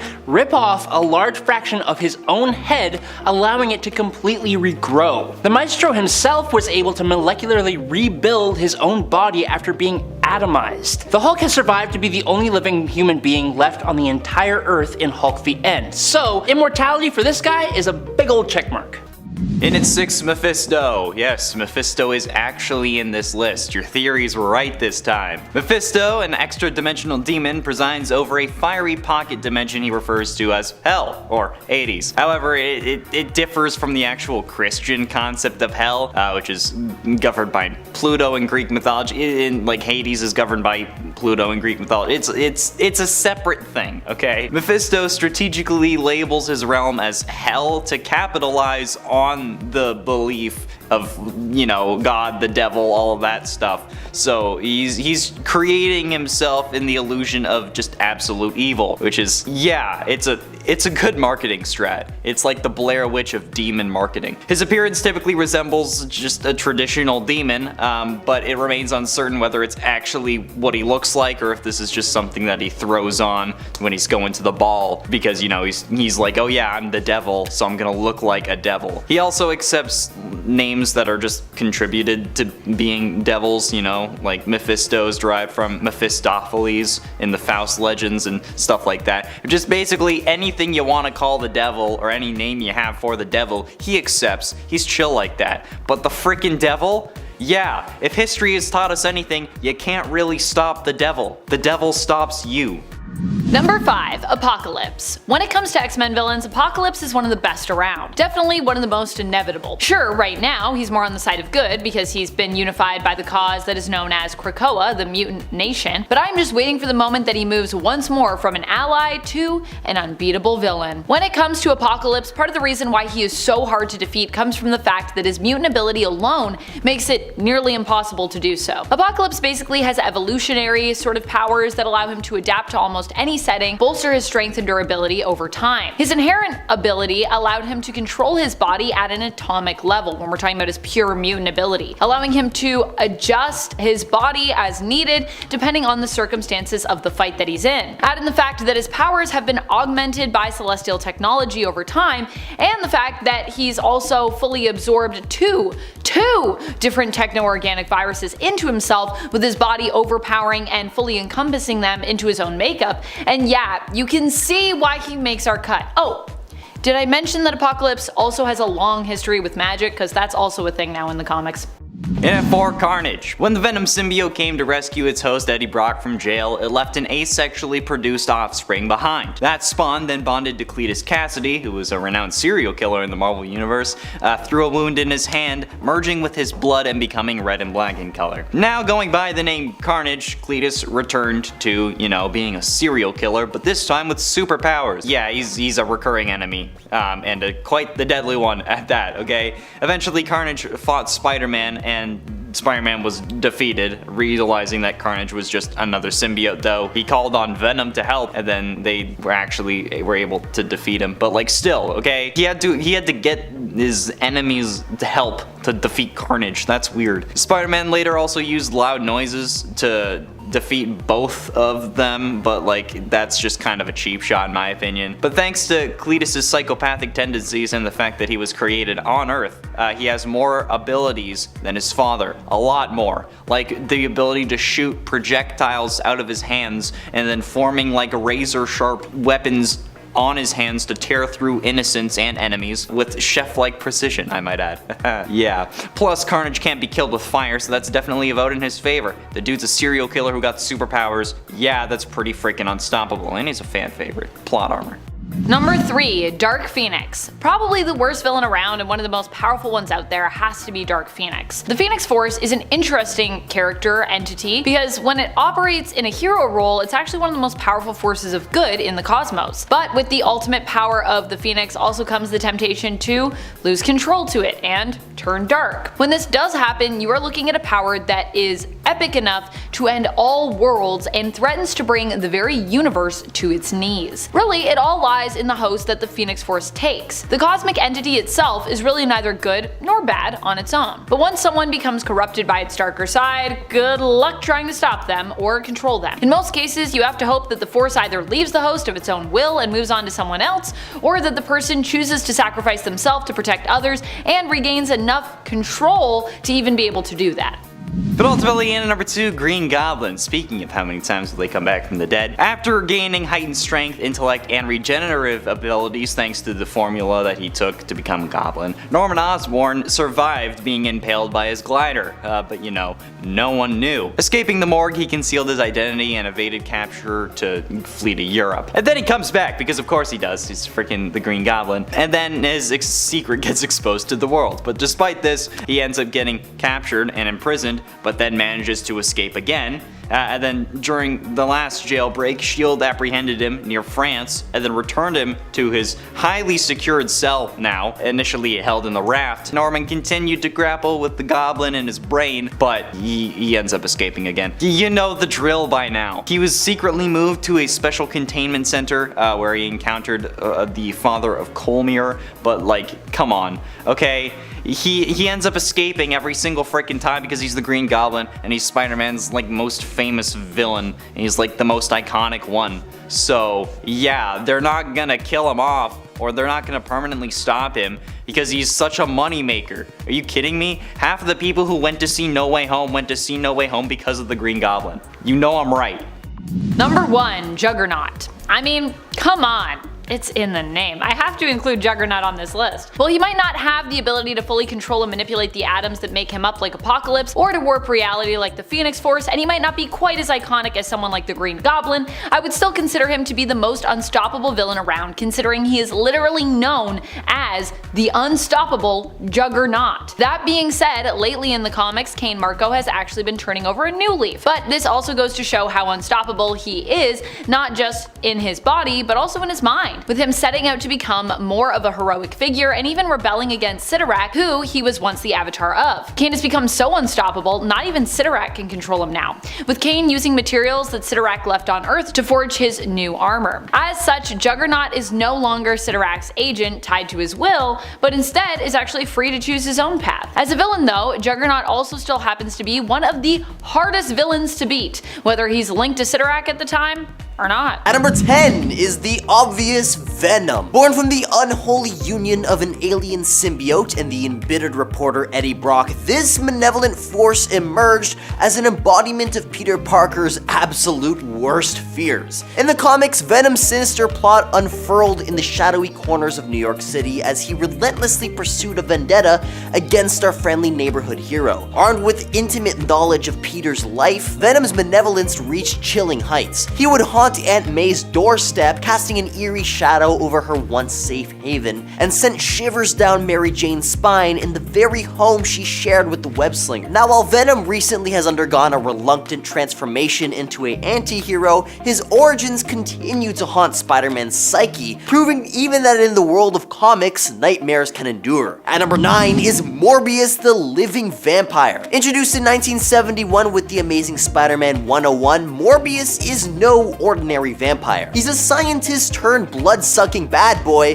due to a failed experiment which aimed to extend his life by curing his rare red bodily fluid disease. This tragic transformation adds depth to his character, making him both terrifying and sympathetic. And fun fact, Morbius actually appears during that same story arc that had Spider-Man grow 2 extra pairs of arms. Yup, the 6-arm saga, which is terrifying in itself, saw Spider-Man accidentally give himself extra limbs after trying to get rid of his powers, because that flows logically, but he only managed to cure himself thanks to an enzyme in the vampire. Anyways, Morbius's blend of science and horror taps into our fear of losing control over our humanity. Battles with Spider-Man challenge not just the hero's physical abilities, but also his moral compass. This complex antagonist pushes us to ponder the boundaries of good and evil. And if you're enjoying this video so far, you can support the channel by pressing like, subscribing to Top 10 Nerd, and ringing that notification bell. At number 8 is the Demogoblin. One can't help but shudder at the sinister transformation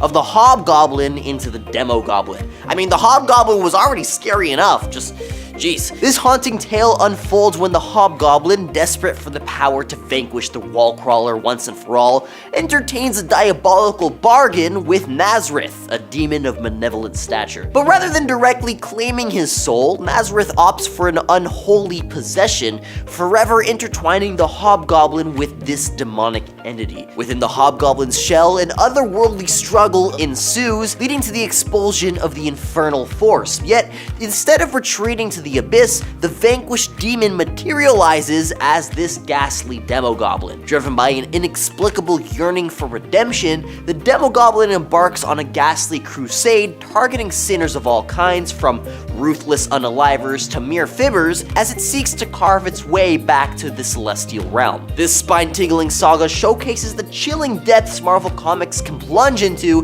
in pursuit of the scariest Spider-Man villains. Number 7, Dracula. This might be my vampire-loving bias coming into play, but I think the way Dracula is portrayed in the Marvel Comics is quite scary. And that's coming from someone that's usually more enamored with him than scared by him. Hey, to each their own. So Dracula is a prominent character in the comics, and he's portrayed as, the classic vampire figure. So the classy vampire made his first appearance in Tomb of Dracula in 1972, which was created by writer Marv Wolfman and artist Gene Colan. This comic series, along with many other Marvel horror titles of the era, contributed to the resurgence of interest in horror comics. Now, he's based on the classic Bram Stoker depiction of the centuries-old vampire, cursed with immortality and supernatural powers. Like many traditional vampires, Dracula possesses superhuman strength, speed, agility, the ability to hypnotize and control the minds of his victims, transform into a bat or other creatures, and has an aversion to, the usual sunlight, garlic, crosses. He can also regenerate from most injuries, except for those inflicted by wooden stakes, through the heart, or exposure to sunlight. Dracula is often portrayed as the lord and ruler of Earth's vampires, commanding a vast army of followers and seeking to expand his dominion over both the human and vampire worlds. Now, Dracula has clashed with numerous Marvel superheroes over the years, and these confrontations often involve battles against his little minions as well. If that isn't scary enough for you, Dracula's curse of immortality is deeply unsettling, since, he can't be killed by any conventional means. As a vampire, Dracula feeds on the life source of the living, and his ability to hypnotize and control the minds of his victims adds quite the psychological dimension to the fear he instills. Hey, loss of free will and autonomy is a terrifying concept. One notable encounter occurred in the storyline Avengers 185 and 86, published in 1979, when Dracula targets the Avengers after becoming obsessed with the Scarlet Witch. And I can't say I blame him for falling in love with her. Granted, his attempt to make her his bride leads to quite the confrontation. At number 6 is the evil Hulk from Age of X. In Age of X, the X-Men had found themselves entrenched in a never-ending battle against their extinction, defending their last mutant stronghold against the mutant-hating Avengers. This era reshaped the Avengers into a government-backed mutant hunting unit where Dr. Bruce Banner, involved in mutant experiments, inadvertently underwent a horrific transformation. The Hulk's tragic metamorphosis, triggered during a mutant sterilization experiment gone awry, resulted in a devastating loss of control. His uncontrollable rage led to the brutal demise of his colleagues and even his fiancée, fueling an intense animosity towards mutants for some reason. Unbeknownst to many, his role in the Avengers was a last-ditch strategy, if they failed, a plan that led to his demise when he attempted to unleash a chemical on Fortress X. This Hulk stands as a chilling reminder of the brutal force that, even in the face of adversity, cannot be easily subdued. At number 5 is Bullseye. Bullseye is a menacing figure in the Marvel Universe, embodying the epitome of relentless brutality. A mercenary with a chilling penchant for evil, his proficiency in wielding various projectiles elevates him to a league of his own. His lethal accuracy with any thrown weapon renders him a formidable adversary. Not just a master of hand-to-hand combat, Bullseye boasts combat skills that would rival even the most elite fighters in the Marvel Universe. Now, what sets Bullseye apart is his unwavering passion for combat, relishing in every moment as if it were his raison d'etre. His very essence thrives in the chaos of battle, a disturbingly eerie smile etched on his face throughout. Not even driven by profit, but the sheer enjoyment of his grisly craft, Bullseye's commitment to his malevolent inclinations is unwavering. His existence aligns with the philosophy that doing what one loves negates the notion of working, even if it involves the unthinkable, perhaps even eliminating people for free. At number 4 is the Void. The Void is the alter ego of Sentry, which stands as one of the most relentless villains in the Marvel Universe. As an embodiment of darkness and brutality, it mirrors Sentry's own inner turmoil. This duality makes the Void an adversary unlike any other. The idea of the Void was implanted in Sentry's mind, creating a cycle where defeating the Void becomes an endless battle. The Void's return is inevitable because it's rooted in Sentry's psyche, an integral part of his being. And despite temporary victories, the return of this villain symbolizes the enduring challenge of conquering one's inner demons. The ongoing struggle between Sentry and the Void is an age-old battle between light and darkness within oneself. At number 3 is Magneto. His actions throughout various storylines showcase his unwavering commitment to his cause, often through brutal and unforgiving methods. The iconic Fatal Attraction storyline demonstrated his sheer power as he forcibly removed the adamantium from Wolverine's skeleton, an act that showcased his capacity for extreme brutality. And throughout his history, Magneto's vengeful nature has led to devastating consequences. From attacking San Francisco with mutant unaliving sentinels to sinking Soviet submarines in response to governmental insolence. His actions highlight the extremities to which he's willing to go for his beliefs. The Brotherhood of Evil Mutants, an embodiment of his antagonistic approach, contradicts the very idea of peaceful coexistence Xavier aims for within the X-Men. And in instances like the House of M, his rash actions led to the tragic loss of countless lives, such as against his own son Pedro. One of the most chilling instances demonstrating his mercilessness was when he gruesomely used just a paperclip to inflict fatal injuries on a scientist who resisted his interrogation. At number 2 is Sabretooth. In the world of Marvel, Sabretooth stands as a relentless nemesis, to say the least. Vicious history with the X-Men is a testament to his brutal nature. Notably, his vendetta against Wolverine is particularly savage. Sabretooth's actions extend beyond direct assaults on Logan, often targeting those closest to him, inflicting intense emotional and physical pain. A chilling example is Sabretooth's twisted tradition of attacking Wolverine on his birthday, rooted in a tragic event where he unalived Logan's partner, Silver Fox. The psychological torment doesn't stop there either. He orchestrated events that led to Wolverine tragically having to end his own son's life. Manipulation and cruelty define Sabretooth's character, making him an adversary not just in physical prowess, but also in psychological warfare. There is literally no act too morally scummy for Sabretooth. And at number 1 is Venom, a character both feared and adored.